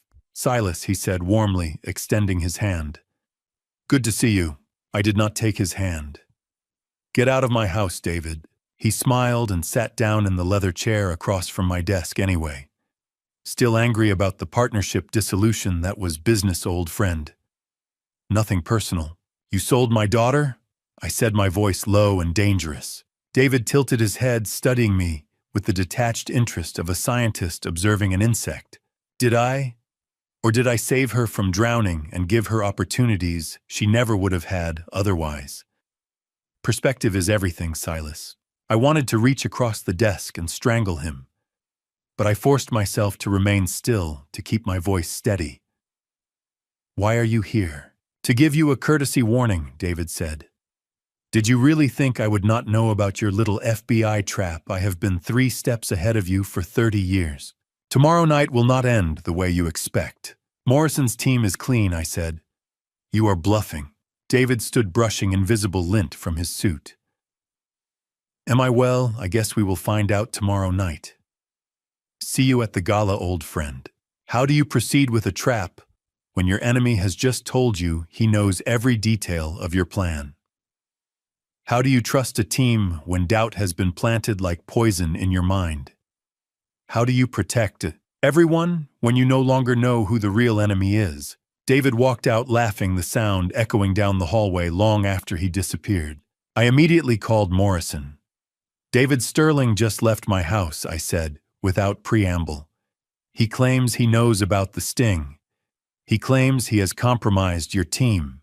There was a long pause on the other end. Longer than I wanted. Impossible, Morrison said finally. But I will run secondary background checks on everyone. We will be ready. I heard the doubt in his voice, the tiny crack of uncertainty that David had intended to create. I hung up and sat alone in my study as darkness fell over the estate. Tomorrow everything would end one way or another. Justice or catastrophe. Vindication or destruction. and I no longer knew which we were walking toward. Tomorrow came whether I was ready or not. Morrison arrived at 8 a.m. Friday morning with 6 agents, a tactical blueprint of my estate, and a printout of Emma's illegal gun purchase. He slid the receipt across the briefing table. Glock 19, bought off a dark web dealer 3 weeks ago for $50,000. Care to explain this, Ms. Harrington? Emma didn't flinch. Insurance. The briefing room was the estate's old wine cellar retrofitted overnight with surveillance monitors and communications equipment. FBI agents in black tactical gear lined the walls.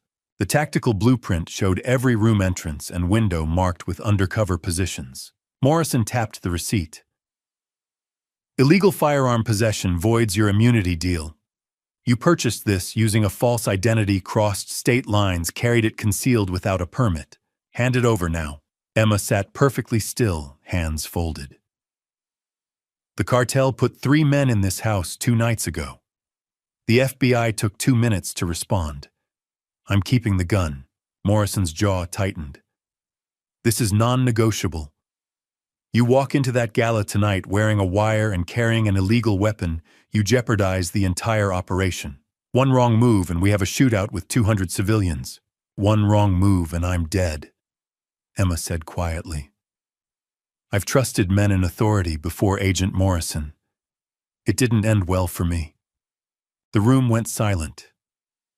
Coffee sat cold in FBI thermoses, the smell of cleaning solvent mixed with tension sweat. She stays armed. I said, my voice cutting through the silence. Or the sting is off. Morrison turned to me, face darkening. Excuse me, you want her cooperation? You want her to wear a wire and walk into a room with the people who destroyed her life, then respect her right to survive. She keeps the gun. Mr. Harrington, this is a federal operation. And this is my house, I interrupted. My daughter. My decision. You asked for our help. We're giving it. But on our terms, the standoff stretched. Finally, Morrison exhaled sharply. Fine. But if that weapon comes out for any reason other than immediate life-threatening danger, I arrest you myself. Clear. Crystal, Emma said. Morrison turned to his team. Position check. Agents began calling out assignments, voices clipped and professional. Morrison pulled up a detailed schedule. 7 p.m. gala starts. 200 guests, 12 undercover agents. Your speech at 7:30 introducing Emma as co-trustee. 8:30 we stage the trust transfer signing. The moment you sign, Helen asserts spousal rights. David positions as mediator. Marco reveals his enforcement role. We record everything. And then, I asked, uncoordinated arrests. The moment we have recorded confessions linking all 3 conspirators, tactical teams move in. No one leaves that ballroom. What about David's claim that he compromised your team? Morrison's expression hardened.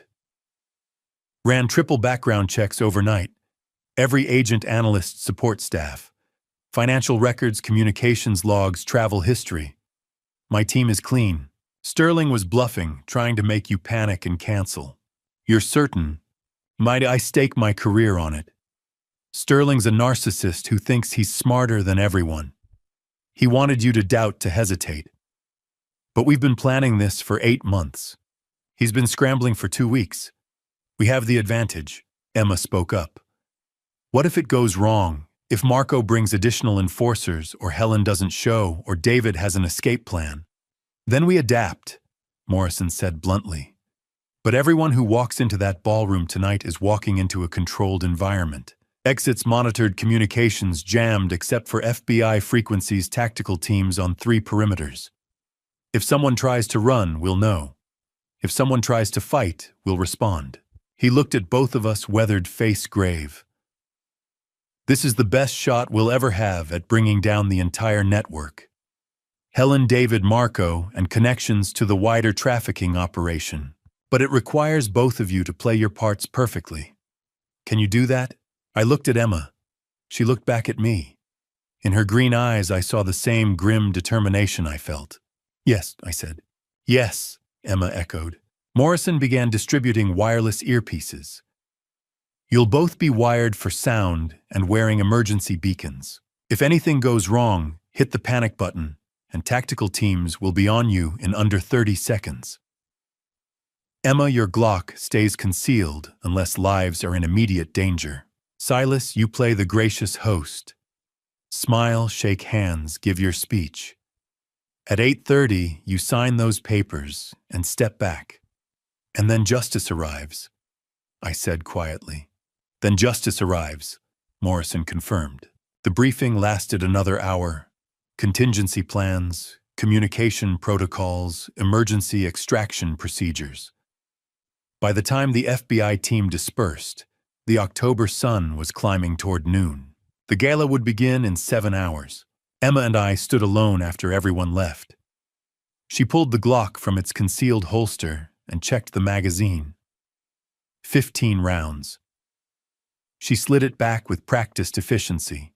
"Do you think tonight ends this?" she asked softly. I thought about Helen's arrogance, David's smug certainty, Marco's cold professionalism, about 30 years of lies and the fragile plan we'd built to bring them all down. "One way or another," I said. Emma nodded and walked toward the door. "I'll see you at 7. I watched her go, this daughter I had lost and found, and was now asking to walk into danger one more time. The plan was set: 7 p.m., start 7:30, speech 8:30, signing triggers, coordinated arrests. Morrison had confirmed David was bluffing and the team was clean, but as I stood in the empty briefing room, staring at the tactical blueprint, I realized tonight would either be justice or a bloodbath. There was no middle ground, no safe outcome, just the hope that 30 years of injustice could be balanced on the edge of a single night. That night arrived with the weight of 30 years behind it. The Harrington Estate ballroom glittered with crystal chandeliers and 200 guests in black tie elegance, none knowing they'd walked into a federal sting operation. Emma descended the grand staircase at 7:02 p.m. in a midnight blue gown, and every head turned. But I wasn't watching the guests. I was watching Helen standing near the champagne fountain in a blood-red dress whose face went white when she saw her daughter alive. 200 of Seattle's elite filled the ballroom. The orchestra played Vivaldi. Servers in crisp white jackets circulated with hors d'oeuvres. 12 of those servers were FBI agents. 3 guests were undercover operatives. Somewhere in the crowd, Morrison watched through hidden cameras. Carlos Navarro stood near the bar in an impeccable tuxedo, sipping bourbon and scanning the room with cold calculation. He watched Emma descend with the focused intensity of a predator evaluating prey. David Sterling moved through the crowd like he owned the place, shaking hands and offering his trademark smile. But I saw the tension in his shoulders, his eyes returning to Emma, calculating, and Helen.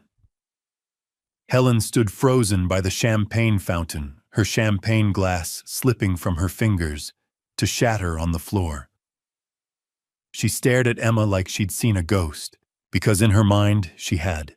I caught the moment Helen grabbed David's arm and pulled him aside.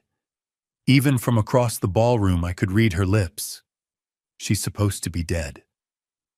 "How is she here?" David's response was too quiet to hear, but his hand on Helen's shoulder was firm, controlling. "Calm down." Then they both looked at Emma with expressions I couldn't quite read. Fear, calculation, greed.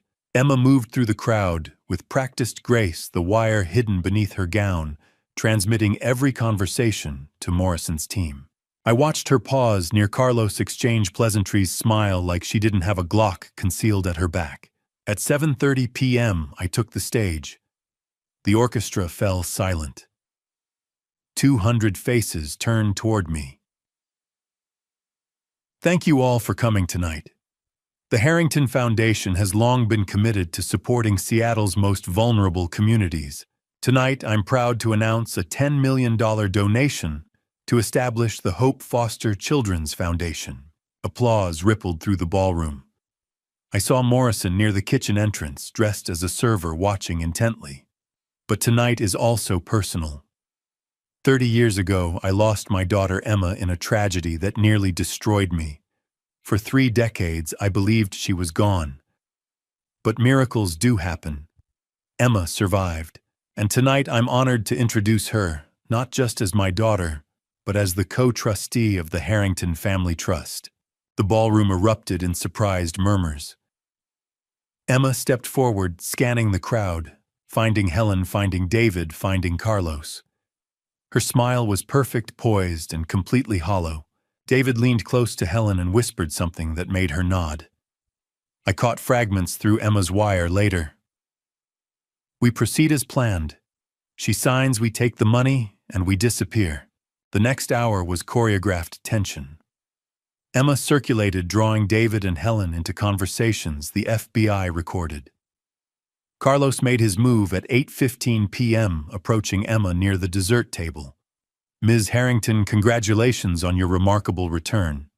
I represent certain financial interests, very interested in the trust arrangements. Emma's response was cool and controlled. I'm sure we can discuss business matters after tonight's celebration. I'm sure we can, Carlos said, but his eyes held a warning. At 8:25 p.m., I called for attention again. Ladies and gentlemen, if you will indulge me for one final formality. Then, at 8:27 p.m., 3 minutes before the planned arrests, every light in the ballroom went dark. Emma had warned Morrison the estate's electrical system was vulnerable. The cartel had breached the security grid 2 nights earlier. But no one expected them to cut power and security cameras simultaneously. And the shooting started. Muzzle flashes lit the darkness like lightning. Guests screamed. I heard Morrison shouting, "Lights out, all agents engage, protect the principals." The FBI's infrared scopes gave them advantage over the cartel shooters. But without functioning cameras, Morrison's command center was blind. That's how Carlos escaped. He knew the garage exit route, knew the cameras were down, knew FBI snipers couldn't target what they couldn't see. Emma had given Morrison the estate blueprints, but the cartel had Emma's access codes. It was a race through darkness, and Carlos had a 3-second head start. I dove behind the stage as bullets shattered the champagne fountain. Glass exploded. The orchestra's instruments crashed as musicians scrambled for cover. FBI agents dropped their server disguises and returned fire. The emergency backup lights flickered on, casting everything in hellish red. I saw David Sterling near the ballroom entrance, clutching his shoulder, where blood seeped through his tuxedo. 2 FBI agents tackled him. Helen was being dragged toward the kitchen by another agent, her blood-red dress torn and her face twisted in rage. But Carlos Navarro was sprinting toward the shattered glass doors, leading to the parking garage, weapon in hand. Emma appeared beside me, her Glock drawn. "Carlos is running. I'm going after him." I grabbed her arm. "Don't go after him, Emma, wait." She pulled free with unexpected strength. "He knows where the other survivors are. He has names, locations, the whole network. If he escapes, this was all for nothing." Emma sprinted toward the parking garage, her midnight blue gown hiked up, the Glock steady in her hand. I ran after her, my dress shoes slipping on marble slick with spilled champagne and blood. Behind me, Morrison's voice crackled over the radio. "Primary target escaped to parking garage, all units converge." But Emma was already through the shattered doors, disappearing into the concrete shadows. I shouted her name, "Emma, stop," but she didn't slow. I burst through the doors 30 seconds behind her. The garage was dim, lit only by flickering fluorescent tubes. Somewhere in the darkness, I heard footsteps. Then Emma's voice, steady and cold. "Carlos Navarro, stop running." A shot rang out. The sound echoed off concrete walls, impossible to locate. "Ma." I screamed, running toward where I thought her voice had come from. "Emma, answer me." Another shot. Closer. I rounded a concrete pillar and saw them. Emma stood 20 feet from Carlos, her Glock aimed at his chest. Carlos had his weapon pointed at her.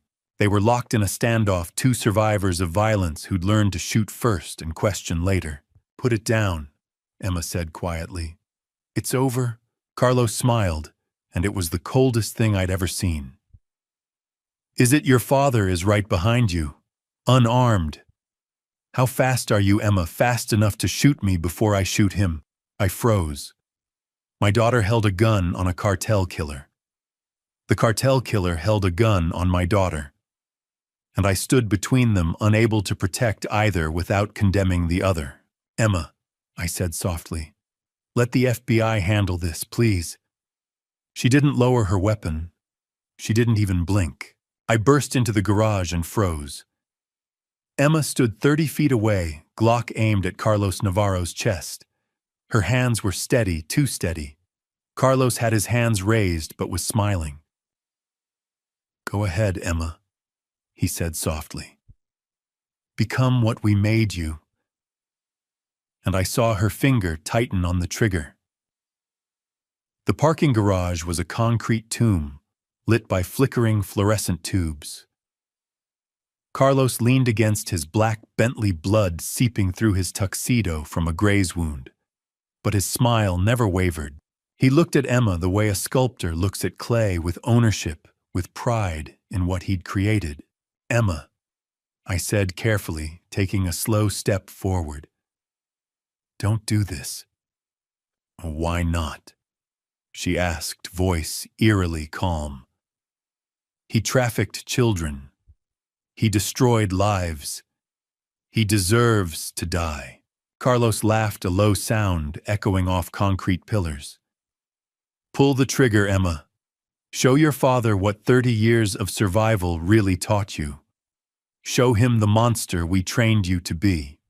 If you kill him, they win," I said, taking another step. "They turn you into exactly what they wanted. A weapon. A killer. Is that who you are?" Emma's jaw tightened. "He deserves to die. They all deserve to die. Maybe they do. But you deserve to be free. You deserve to be more than what they made you. Killing him won't give you that freedom. It will chain you to them forever." Emma's hands didn't shake.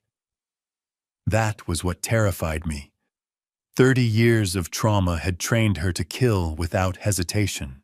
The daughter I'd lost in that lake 30 years ago was drowning again, this time in rage and justified hatred that would consume her if she pulled that trigger. A red laser dot appeared on Carlos's chest.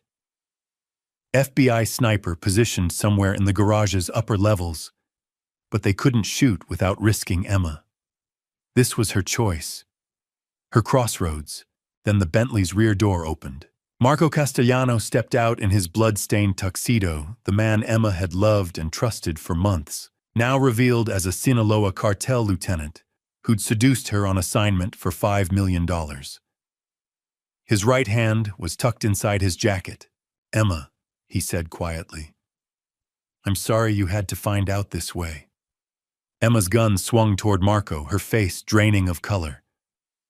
The cartel assigned me to you 6 months ago." Marco continued, voice almost gentle. "Everything we had was a job. The dinners, the conversations, the trust you gave me, it was all part of the operation. I needed access to the estate, to your father, to the trust accounts. You gave me everything I needed." Emma's voice broke. "It was you I texted." Gala confirmed. 5 days. "You knew about the FBI sting." "I knew everything," Marco said. "Morrison's plan, the wire you're wearing right now, the arrest schedule. I reported it all to Carlos, and I'd do it again for $5 million. The devastation on Emma's face was more painful than any physical wound I'd ever seen. This wasn't just betrayal. This was the systematic destruction of the one relationship she'd allowed herself to believe was real, was safe, was hers." Marco's hand moved inside his jacket. "Gun!" I shouted. The FBI sniper's rifle cracked. Marco's weapon flew from his hand in a spray of blood and shattered bone. He screamed and collapsed against the Bentley, clutching his ruined wrist. Emma turned back to Carlos, gun rock steady, despite tears streaming down her face. Now they both die. I moved without thinking, closing the distance and grabbing her wrist. Emma, stop. Look at me. She tried to pull free, but I held on. Let go. No. I tightened my grip, feeling her pulse racing beneath my fingers. You're my daughter. Not their weapon. Not their creation. Mine. And I won't let you destroy yourself to destroy them. Oh, they deserve it, Emma sobbed. After everything they did, they do deserve it. But you deserve better than to become them. You deserve to heal, to rebuild, to have a life that isn't defined by what they took from you. Killing them won't give you that. It will only take more. Emma's gun wavered. Her whole body was shaking now, 30 years of compressed trauma finally breaking through the ice she'd built around herself. I almost became the monster they made, she whispered. But you didn't, I said, gently lowering her weapon hand. That's what matters. You chose to be human. You chose mercy. You chose life. The gun clattered to the concrete floor.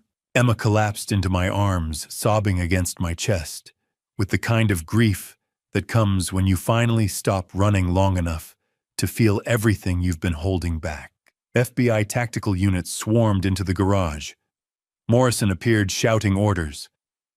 Secure both suspects, medical to the scene. Paramedics arrived under FBI escort to treat Marco's shattered wrist. Marco looked at Emma once, and whatever he saw in her face made him look away. Morrison cuffed Carlos Navarro personally, reading him his rights. You're under arrest for conspiracy, racketeering, human trafficking, money laundering, and attempted murder. Carlos smiled, even as the cuffs clicked shut. See you in court, he said to Emma. Emma lifted her head from my chest. No, you won't. I'm done looking at men like you. You no longer exist to me. Morrison turned to Marco. You're under arrest for the same charges plus espionage and obstruction of justice. Federal agents hauled Marco to his feet, his ruined wrist wrapped in temporary bandaging, his face gray with shock and pain. I helped Emma stand. Her midnight blue gown was torn and dirty, her makeup ruined by tears, but she stood tall, stood strong, stood free in a way I'd never seen before. Is it over? She asked quietly. The arrests are, I said. But the healing is just beginning. Morrison approached us. All conspirators in custody: David Sterling, Helen Whitfield, Carlos Navarro, Marco Castellano, and 3 backup shooters. We got them all. Every single one. Emma nodded. And the trafficking network. Carlos will talk to reduce his sentence. We'll dismantle the entire operation. Your testimony will save lives, Emma. You already have. Above us, sirens wailed. Red and blue lights reflected off concrete walls. FBI agents secured the crime scene. Paramedics loaded Marco into an ambulance under guard. Carlos was led away in handcuffs, still smiling, still convinced he'd won something. But I knew the truth. Justice had arrived not just in the arrests, but in the choice Emma made to spare them. The choice to be more than what they'd tried to make her. The choice to reclaim her humanity from people who'd tried to steal it. I pulled Emma close as we walked toward the garage exit. You didn't become a monster. You became free. She leaned her head against my shoulder, exhausted and broken and whole all at once. Now what? Now we heal, I said, together. 3 days after the gala, I sat across from Agent Morrison in a sterile FBI conference room while he laid out the sentencing recommendations. David Sterling, 25 to life. Helen Whitfield, 18 to 25 years. Carlos Navarro, life without parole. Marco Castellano, 15 to 20 years. Justice delivered in neat legal packages. Morrison spread the case files across the cold metal table. Fluorescent lights hummed overhead. Outside the narrow window, Seattle rain streaked the glass. David Sterling will die in prison, Morrison said, tapping the first file. Federal trafficking charges carry mandatory minimums. With his age and the severity of his crimes, 25 to life means he never sees the outside again. Good, I said quietly. Helen Whitfield gets 18 to 25 years for conspiracy, child endangerment, insurance fraud, and money laundering. She'll be 76 at earliest parole. Given her lack of remorse, the parole board will likely deny her repeatedly. The numbers felt abstract until I realized Helen would be 76 before she saw daylight. David would die behind bars. The people who'd destroyed my daughter's childhood would spend what remained of their lives in concrete cages. Carlos Navarro gets life without parole. Racketeering, human trafficking, attempted murder of federal agents, conspiracy. He's never getting out. The Sinaloa cartel has already disowned him. He's alone. And Marco. I asked, though saying his name left a bitter taste. Marco Castellano gets 15 to 20 years.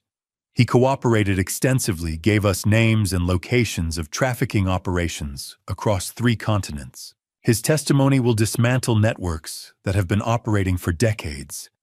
It doesn't excuse what he did to Emma, but it will save lives. I nodded, unable to feel anything but cold satisfaction. 15 years felt inadequate, but I would take it. "Gianni Emma?" I asked the question I'd been holding since I walked into the room. Morrison leaned back. 18 months for illegal weapons possession and minor money laundering assistance. Full immunity for everything else. She cooperated from the beginning. Wore the wire, provided testimony that secured every conviction. And she chose mercy when she could have chosen murder. That matters to prosecutors. That matters to judges. 18 months, I repeated. When does she start? She's already in custody. Federal detention facility in SeaTac. Minimum security. She'll be eligible for work release after 12 months and full release after 18 with good behavior. Then the record is sealed. She walks away clean. I closed my eyes, feeling something loosen in my chest. 18 months. Emma would pay a price for her role, however coerced, but it was survivable. Manageable. Fair. Can I see her? Morrison stood and gestured toward the door. She's in interrogation room 3. Take as long as you need. The walk down the hallway felt longer than it was. Morrison unlocked the door and stepped aside. Emma sat at a metal table wearing an orange jumpsuit that made her look younger than her 35 years. Her hair was pulled back. No makeup. No jewelry. Just my daughter, exhausted and raw and real. The door closed behind me. Emma looked up when I entered and her eyes filled with tears. I sat down across from her. For a moment, neither of us spoke. Then Emma said the words I'd waited 30 years to hear.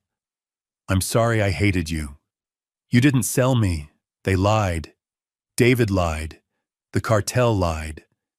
And I believed them for 30 years. I was wrong." Her voice broke. Tears spilled down her cheeks. I reached across the table and took her hands. "You survived. That's all that matters. I failed to protect you 30 years ago, but I'll spend the rest of my life making it right." Emma squeezed my hands so hard it hurt. "I thought you abandoned me. I thought you chose Helen over me. David told me you were in prison for trying to kill me, and I believed him because I was 5 years old and terrified and alone." "I know," I said softly. "I know what they told you, and I know why you believed it. You were a child. You did what you had to do to survive. I spent 30 years hating you," Emma whispered. 30 years planning revenge. And when I finally found you, I realized everything I believed was a lie. Every single thing. She pulled her hands free and wiped her eyes. "Morrison told me about the sentences. David, Helen, Carlos, Marco. They're all going away. Is it enough? Is there ever enough justice for what they did?" "No," I said honestly. No amount of prison time will give you back your childhood or erase what they did. But they'll spend the rest of their lives paying for their crimes, and you get to be free. 18 months isn't free, Emma said with a bitter smile. It's a consequence, I agreed. A fair one. You made choices even under duress. You carried an illegal weapon. You moved money. The law doesn't care that you were a victim, it only cares what you did. 18 months is justice for you too, and when you walk out clean. No record, no debt. Just freedom. Emma nodded slowly. I can live with 18 months. I've survived worse. You have. You've survived hell. And you'll survive this too. I'll visit you every week, every single week until you're released. You won't be alone. After I serve my time, Emma said quietly, I want to work with you on the Hope Foundation. Help kids who were trafficked like me. Give them safe homes, therapy, education. Everything I didn't have. I want to turn this nightmare into something that saves others. I felt tears burn my eyes. Nothing would make me prouder. Emma stood and I stood with her. We met at the edge of the table and embraced, holding each other the way fathers and daughters are supposed to hold each other, with love, with trust, with the knowledge that nothing can break the bond between them. We had 14 days of terror, Emma whispered against my shoulder. But now we have a lifetime to heal. Together, I said, we heal together. Morrison knocked softly on the door. Time was up. Emma pulled back, wiped her eyes, and managed a real smile. The first genuine smile I'd seen from her since the library 30 years ago. See you next week, she asked. Next week, I promised. And every week after that. I walked out of the FBI building into the November rain, feeling lighter than I had in 3 decades. Justice was served. Emma was safe. And for the first time since that terrible night at Lake Washington, I had hope. Hope is a fragile thing, easily crushed and slow to rebuild. 2 weeks after the gala, my grandfather's estate lawyers opened a file marked Theodore Harrington sealed until Emma's return. Inside was documentation of everything my father had done in secret. $2 million spent on private investigators across 3 continents, searching for Emma for 27 years until his death. He had never believed she was dead. 2 gray-haired partners sat across from me with the file they'd been ordered to keep sealed until Emma's return, however long that took. Rain streaked the windows of the downtown Seattle high-rise. Your father hired investigators in 17 countries. One lawyer said, sliding photographs across the mahogany desk. Prague, Vienna, Istanbul, Bangkok, Berlin. He traced Emma's movements for decades. Got close in 2003, she was photographed in a Prague safe house. Again in 2011 in Vienna. But every time the trail went cold, I stared at the photographs. Grainy surveillance images of a young woman who might have been Emma, aged 12, then 20. My father had seen these pictures, had known she was alive, had kept searching. Why didn't he tell me? I asked, my voice breaking. The second lawyer opened Theodore's handwritten will. He wrote, Silas has suffered enough. If I tell him Emma is alive but we cannot find her, it will destroy him. Better to let him grieve and move forward than to torture him with false hope. I will search alone, and I will protect her inheritance until she returns. $2 million. 27 years. My father had never stopped searching for his granddaughter. I wept in that law office, not from grief, but from overwhelming gratitude that Emma had never been forgotten. But Emma was not dead. She had survived, and now she needed me to show up consistently and without fail to prove David's lies were false. So every Saturday for 78 weeks, I drove to FCI SeaTac Federal Prison. Not out of obligation, but because I'd missed 1,560 Saturdays of her childhood. I couldn't get those back, but I could show up for these. The first few visits were stilted, painful. We sat across from each other in a visiting room that smelled like disinfectant and institutional soap. Emma wouldn't meet my eyes. She answered questions in monosyllables.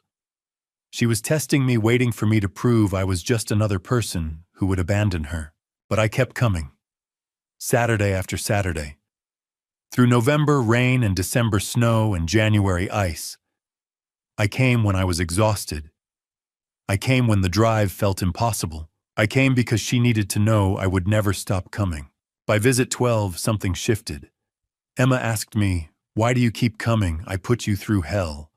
"Because I missed 1,560 Saturdays of your childhood," I said. "I'm not missing these." She cried then for the first time since the garage, and we started to heal. The montage of those 18 months could fill volumes. Conversations about her trafficking years told in pieces she could bear to share. Therapy sessions she attended in prison, slowly unpacking 30 years of trauma. Planning sessions for the Hope Foundation. Sketching out how we'd transform the estate into a safe haven for children like her. Laughter eventually, as we discovered shared humor and interests buried under decades of lies. The seasons changed outside the prison visiting room windows. Fall became winter, became spring, became summer, became fall again. Emma's face changed too. The hardness softening, the fear receding, something that looked like peace emerging. She started smiling, then laughing, then making plans for her future, instead of just surviving her past. On the 78th Saturday, I waited outside the prison gates in the cold morning air. The sun was rising over the Cascade Mountains, painting the sky in shades of gold and pink. The gate buzzed and swung open. Emma walked out in civilian clothes, jeans, and a jacket I'd brought her the week before, carrying a single duffel bag with her belongings. She was 35 years old, free for the first time since she was 5. And I was the first person she saw. "You waited," she said, walking toward me. "I will always wait," I said. "You're my daughter." We embraced there in the prison parking lot, holding each other the way we should have held each other 30 years ago. 18 months of healing. 78 visits. 1,560 Saturdays repaid one at a time. "Now what?" Emma asked, pulling back and wiping her eyes. "Now we build the Hope Foundation," I said. "Together. Now we help other children escape what you survived. Now we turn 30 years of hell into something that saves lives." Emma nodded, shouldering her duffel bag. "Let's go home." We drove back to the Harrington estate as the morning light broke over Lake Washington. Emma was silent most of the way, watching Seattle pass by the windows. Free, whole, home, and ready to begin the hardest work of all, turning survival into purpose and pain into healing for others. The hardest work of healing is not personal, it's communal. The trials began in February 2026, and Emma took the witness stand in David Sterling's trial on February 14th, Valentine's Day, grotesquely appropriate, and testified for 3 days straight. She named 12 victims besides herself. She detailed the Prague network, the Vienna safe houses, the cartel money flows. And on day 3, she looked David in the eye and told the jury exactly how he'd groomed her. I sat in the courtroom gallery watching my daughter dismantle the man who'd destroyed her childhood. David sat in an orange prison jumpsuit, his silver hair now gray, his arrogance finally cracking under the weight of Emma's testimony. The jury deliberated for 4 hours. Guilty on all counts: human trafficking, conspiracy, fraud, racketeering. At sentencing 2 weeks later, David was given one final chance to address the court. He stood and turned to Emma, who sat in the front row beside me. I made you what you are, Emma," he said, his voice still carrying that manipulative smoothness. "You're strong because of me. Remember that." The courtroom went silent. Emma stood slowly and the judge allowed it. "No," Emma said, her voice steady and clear. "I made myself despite you. I'm strong because I refused to become the monster you wanted. You made nothing. You destroyed. And now you'll die in a cage." The judge's gavel fell. David Sterling, you are sentenced to 30 years to life for human trafficking, conspiracy, and fraud. You will die in federal prison. Take him away. I watched them lead David out in shackles, and I felt something close to peace. Helen Whitfield's case concluded faster. She accepted a plea deal in April, pleading guilty to conspiracy and child abandonment in exchange for 22 years instead of life. Helen stood before the judge and offered no apology. I was addicted to gambling. David manipulated me. I made mistakes, but I was also a victim. The judge's expression hardened. You abandoned your 5-year-old daughter to traffickers and lived in luxury for 30 years. That is not victimhood, Ms. Whitfield. That is sociopathy. I sentence you to 22 years in federal prison. You'll be 76 years old before you're eligible for parole, and given your complete lack of remorse, I'll recommend the parole board deny you at every hearing.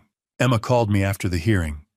She'll never apologize, and I'm done waiting for it. I know, I said. Some people are incapable of redemption, but you're not responsible for her soul. Only your own. Carlos Navarro and Marco Castellano were tried together in June. Claire Reynolds testified about the money laundering $2.3 million flowing through shell companies and offshore accounts. Marco attempted to testify against Carlos in exchange for a reduced sentence, claiming he'd been coerced. The prosecutor destroyed him on cross-examination. You were paid $5 million. That is not coercion, Mr. Castellano. That is greed. Guilty on all counts for both defendants. At sentencing, the judge addressed Carlos first. Life without parole. You orchestrated trafficking operations across 3 continents. You ordered violence against federal agents. You will never leave federal custody. Marco received 18 years. Enough time to reflect on the lives he destroyed for money. I called Emma in prison after the verdicts. It's over. They're all going away, every single one. Emma was quiet for a moment. Then she said, "Good. Now we can focus on the children." The children. That was when everything shifted from justice to purpose. In August 2025, while Emma was still serving her sentence, the first child arrived at the newly opened Kensington Hope Center.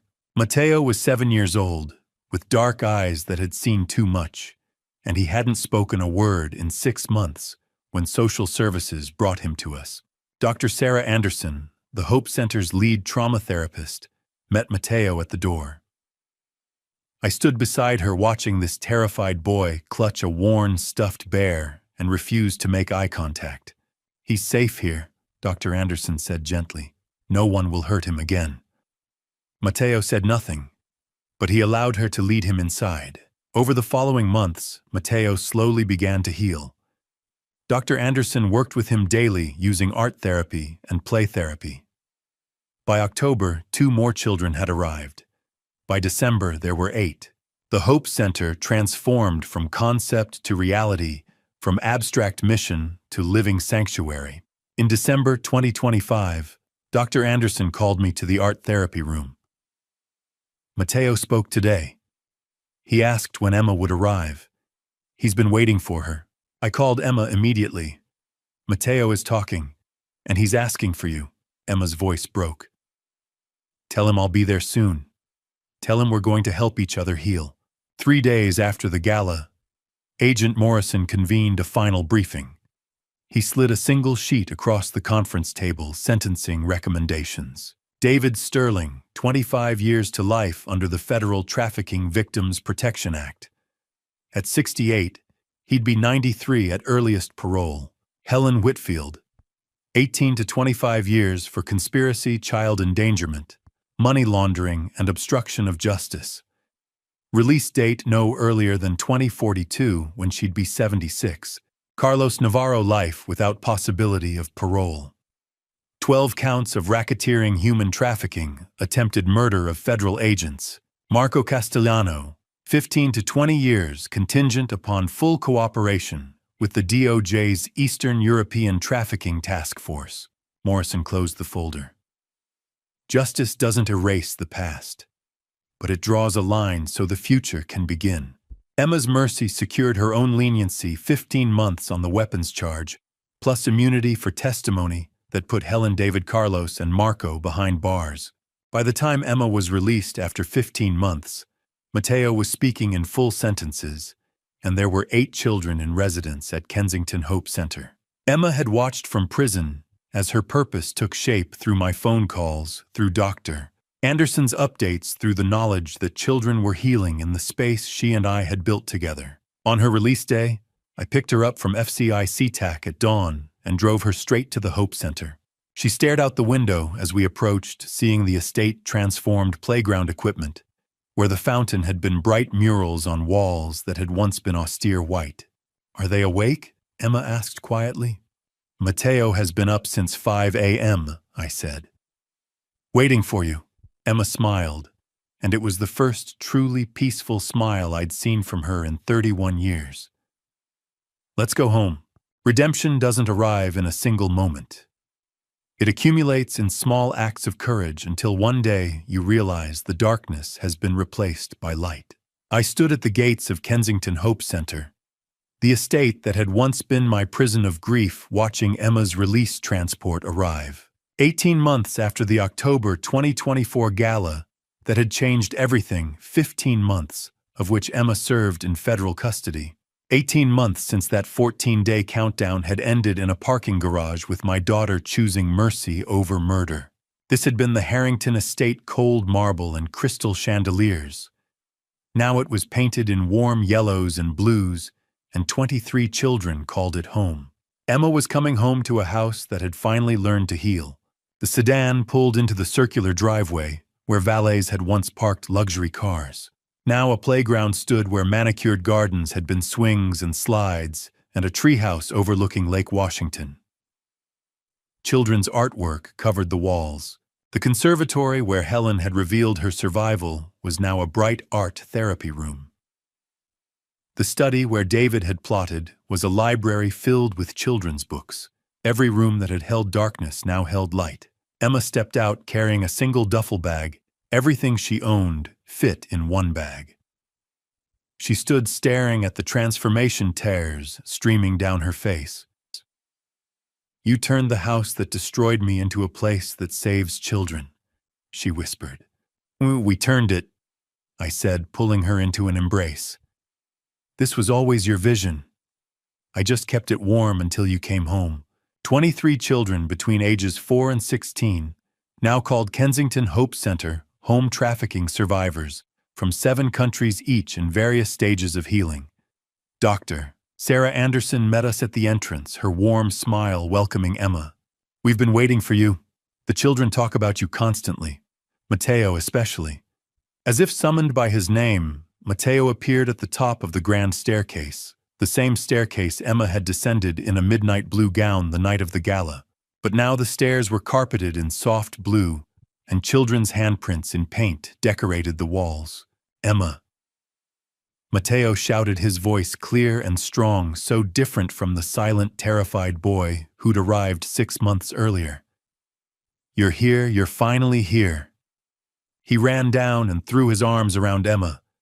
She dropped her duffel bag and held him tight, sobbing into his dark hair. Mateo, who hadn't spoken for 6 months when he arrived, chattered excitedly about his art therapy projects, his new friends, the treehouse he'd helped build. I gave Emma the tour. The dining room was now a communal space where children ate together. The ballroom had been divided into therapy rooms. The wine cellar was a game room. The garage housed bicycles and sports equipment. "Where did you sleep?" Emma asked quietly. I gestured to a small apartment above the garage. "There. But you have a suite in the main house.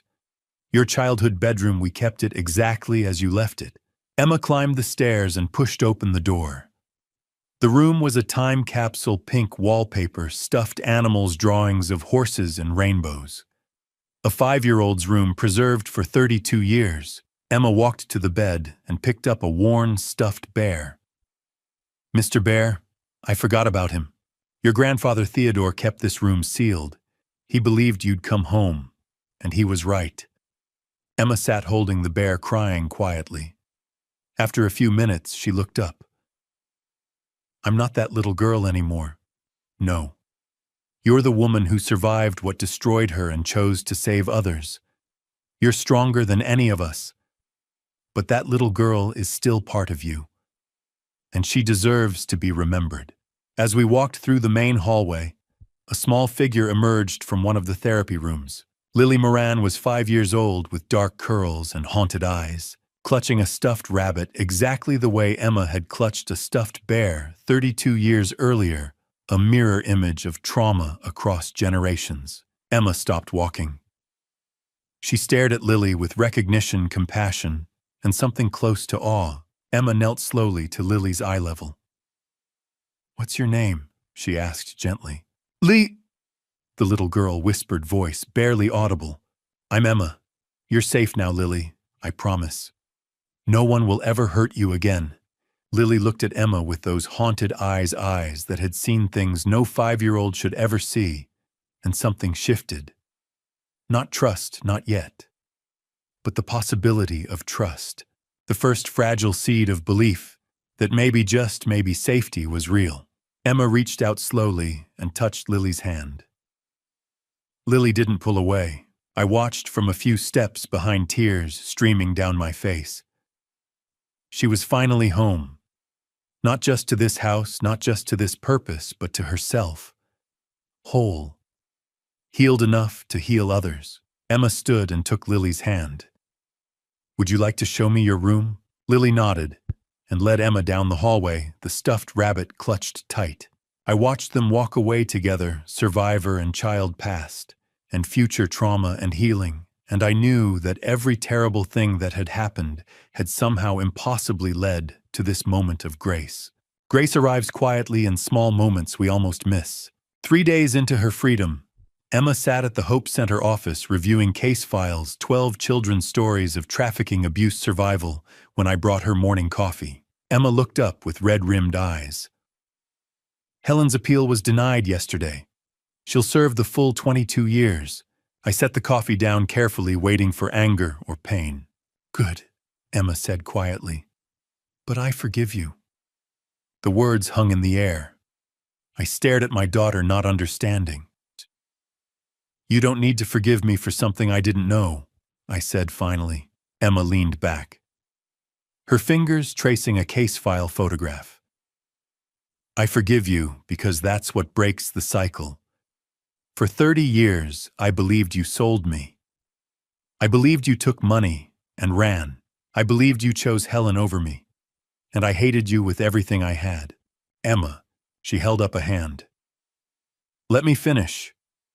You were lied to. David and Helen manipulated you. They used your grief as a weapon. You're as much a victim of their conspiracy as I am. And I forgive you because holding on to that anger will only poison me. Forgiveness is how we heal." "And Helen?" I asked quietly. Emma's expression hardened. "I'll never forgive Helen. She chose to betray me. She deliberately drove that car into the lake. She took insurance money and lived in luxury while I was trafficked for 30 years.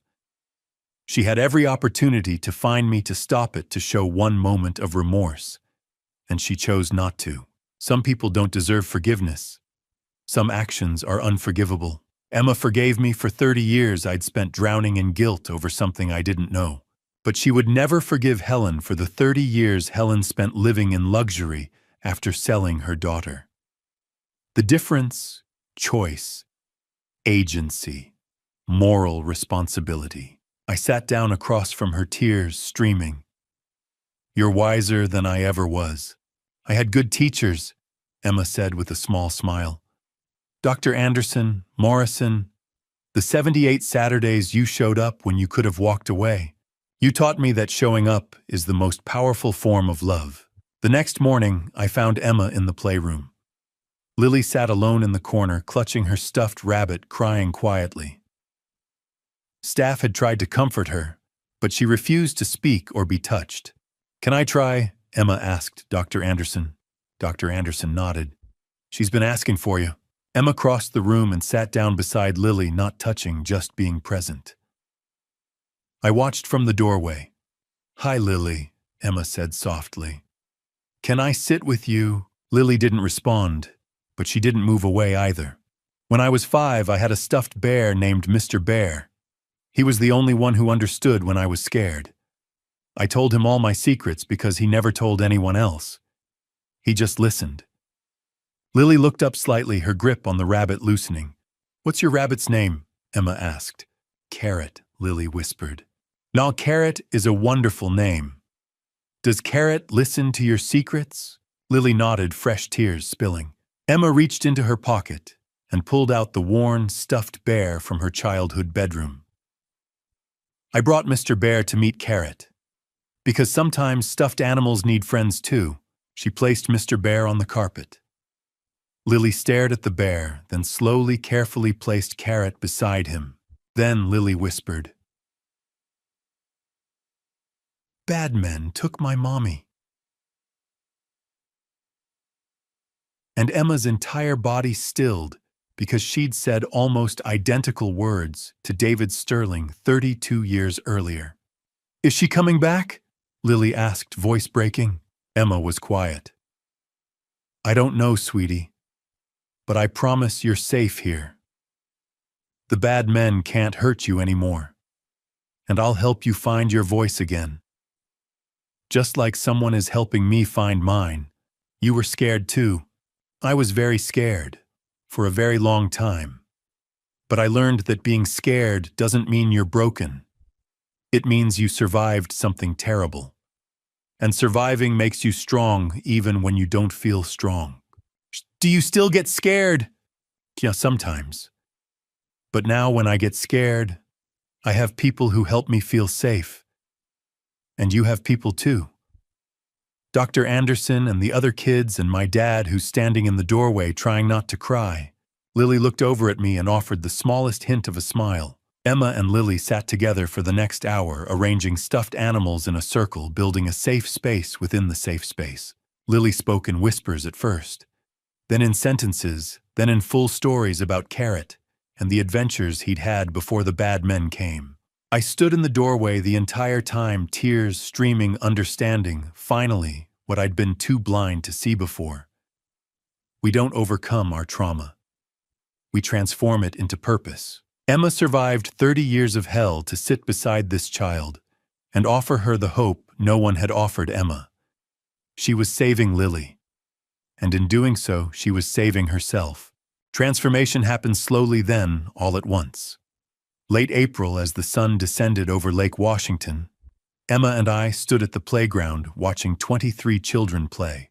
The lake that had nearly killed us both reflected gold and pink in the fading light. Beautiful instead of terrifying. Emma turned to me. "What do we call this? The center, the mission, us." I looked at the children, at the staff at the estate that had once been a monument to grief, now transformed into a sanctuary of healing. I looked at my daughter, free, purposeful, finally at peace. "Home's doctor," I said. "We call it home." Emma smiled. Not the polite smile she'd worn in court, or the careful smile she gave to donors. A real smile. The first genuine smile I'd seen in 32 years. "Home," she repeated softly. "I like that." Months later, autumn arrived with crisp air. 1 year after the October 2025 gala, 1 year since the night that had brought everything to a head, we held an anniversary celebration. 47 trafficking survivors had been helped by Kensington Hope Center. In its first year, 23 still in residence, 24 successfully transitioned to foster or family placements. 200 community members, donors, and local officials gathered on the grounds. This was no longer a private mission. It was a movement. I gave the opening speech. 1 year ago, this estate represented wealth and tragedy. Today, it represents healing and hope. 47 survivors have found safety here.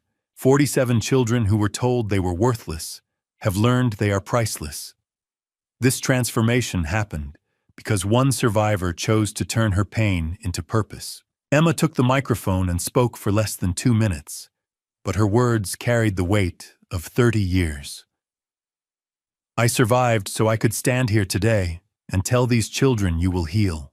It won't happen overnight. It won't be easy. But you will heal. I'm proof. This center is proof.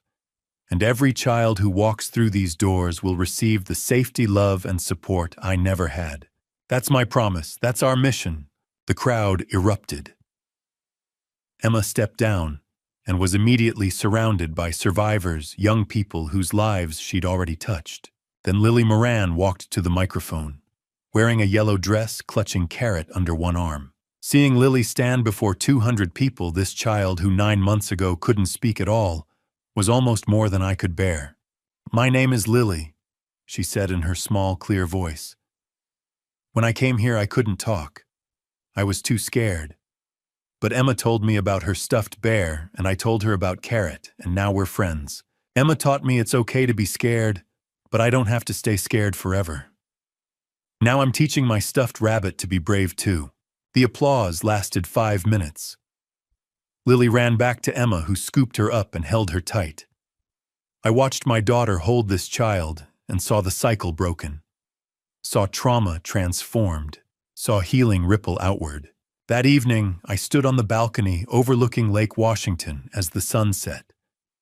The same view I'd stared at for 32 years, seeing only darkness and loss.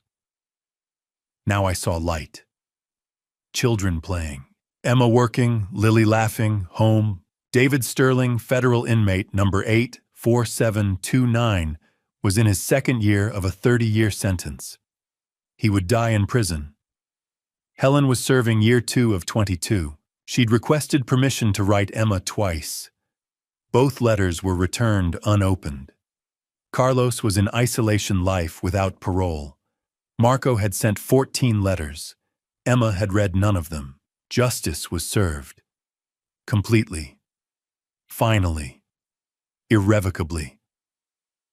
Emma had severed all ties and moved forward entirely. She owed them nothing. Not forgiveness, not acknowledgement, not even hatred. Just absence. Love, the kind that shows up every Saturday for 78 weeks. The kind that transforms mansions into homes. The kind that kneels on playroom floors with frightened children and promises them tomorrow. That kind of love doesn't just heal. It redeems. It breaks cycles. It saves not just one life, but 47 and counting. Standing on that balcony at Sunset Lake Washington, glowing with reflected light, I finally understood what my father Theodore had known all along. Emma was always alive. Always fighting. Always surviving. And 30 years later, I can finally say with my whole heart what I could never say before. I am proud to be her father. Looking back on this family story, I see now that revenge nearly destroyed what little I had left. When Emma first walked into that library claiming to be my daughter, I wanted answers. But what I got was a dad revenge plot that almost cost both of us our humanity. If you're reading this and facing betrayal like I did, don't let anger become your compass. Helen stole 30 years from us. David sold my child for $500,000, and Marco betrayed the woman he claimed to love. But if Emma had pulled that trigger in the parking garage, she would have become exactly what they tried to make her, a weapon. This family story taught me that dad revenge might feel righteous in the moment, but mercy is what breaks the cycle. God gave us a second chance. Not because we deserved it, but because healing requires faith when logic says to hate. My advice: don't become me at 58, spending 3 decades searching for ghosts. Forgive what you can, report what you must, and let justice do its work. The dad revenge I wanted would have left Emma in prison for life and 23 children without a home. Instead, we chose purpose over punishment, and that's the family story I'm proud to tell. Thank you for walking this journey with me to the very end. Please leave a comment below and share your perspective.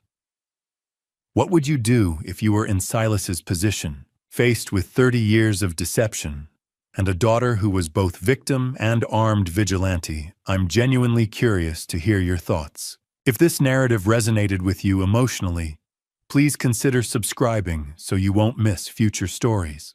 A gentle reminder: while inspired by real-world issues like human trafficking and family betrayal, Certain elements have been heightened for storytelling impact. If this content isn't your preference, feel free to explore other videos that might suit you better.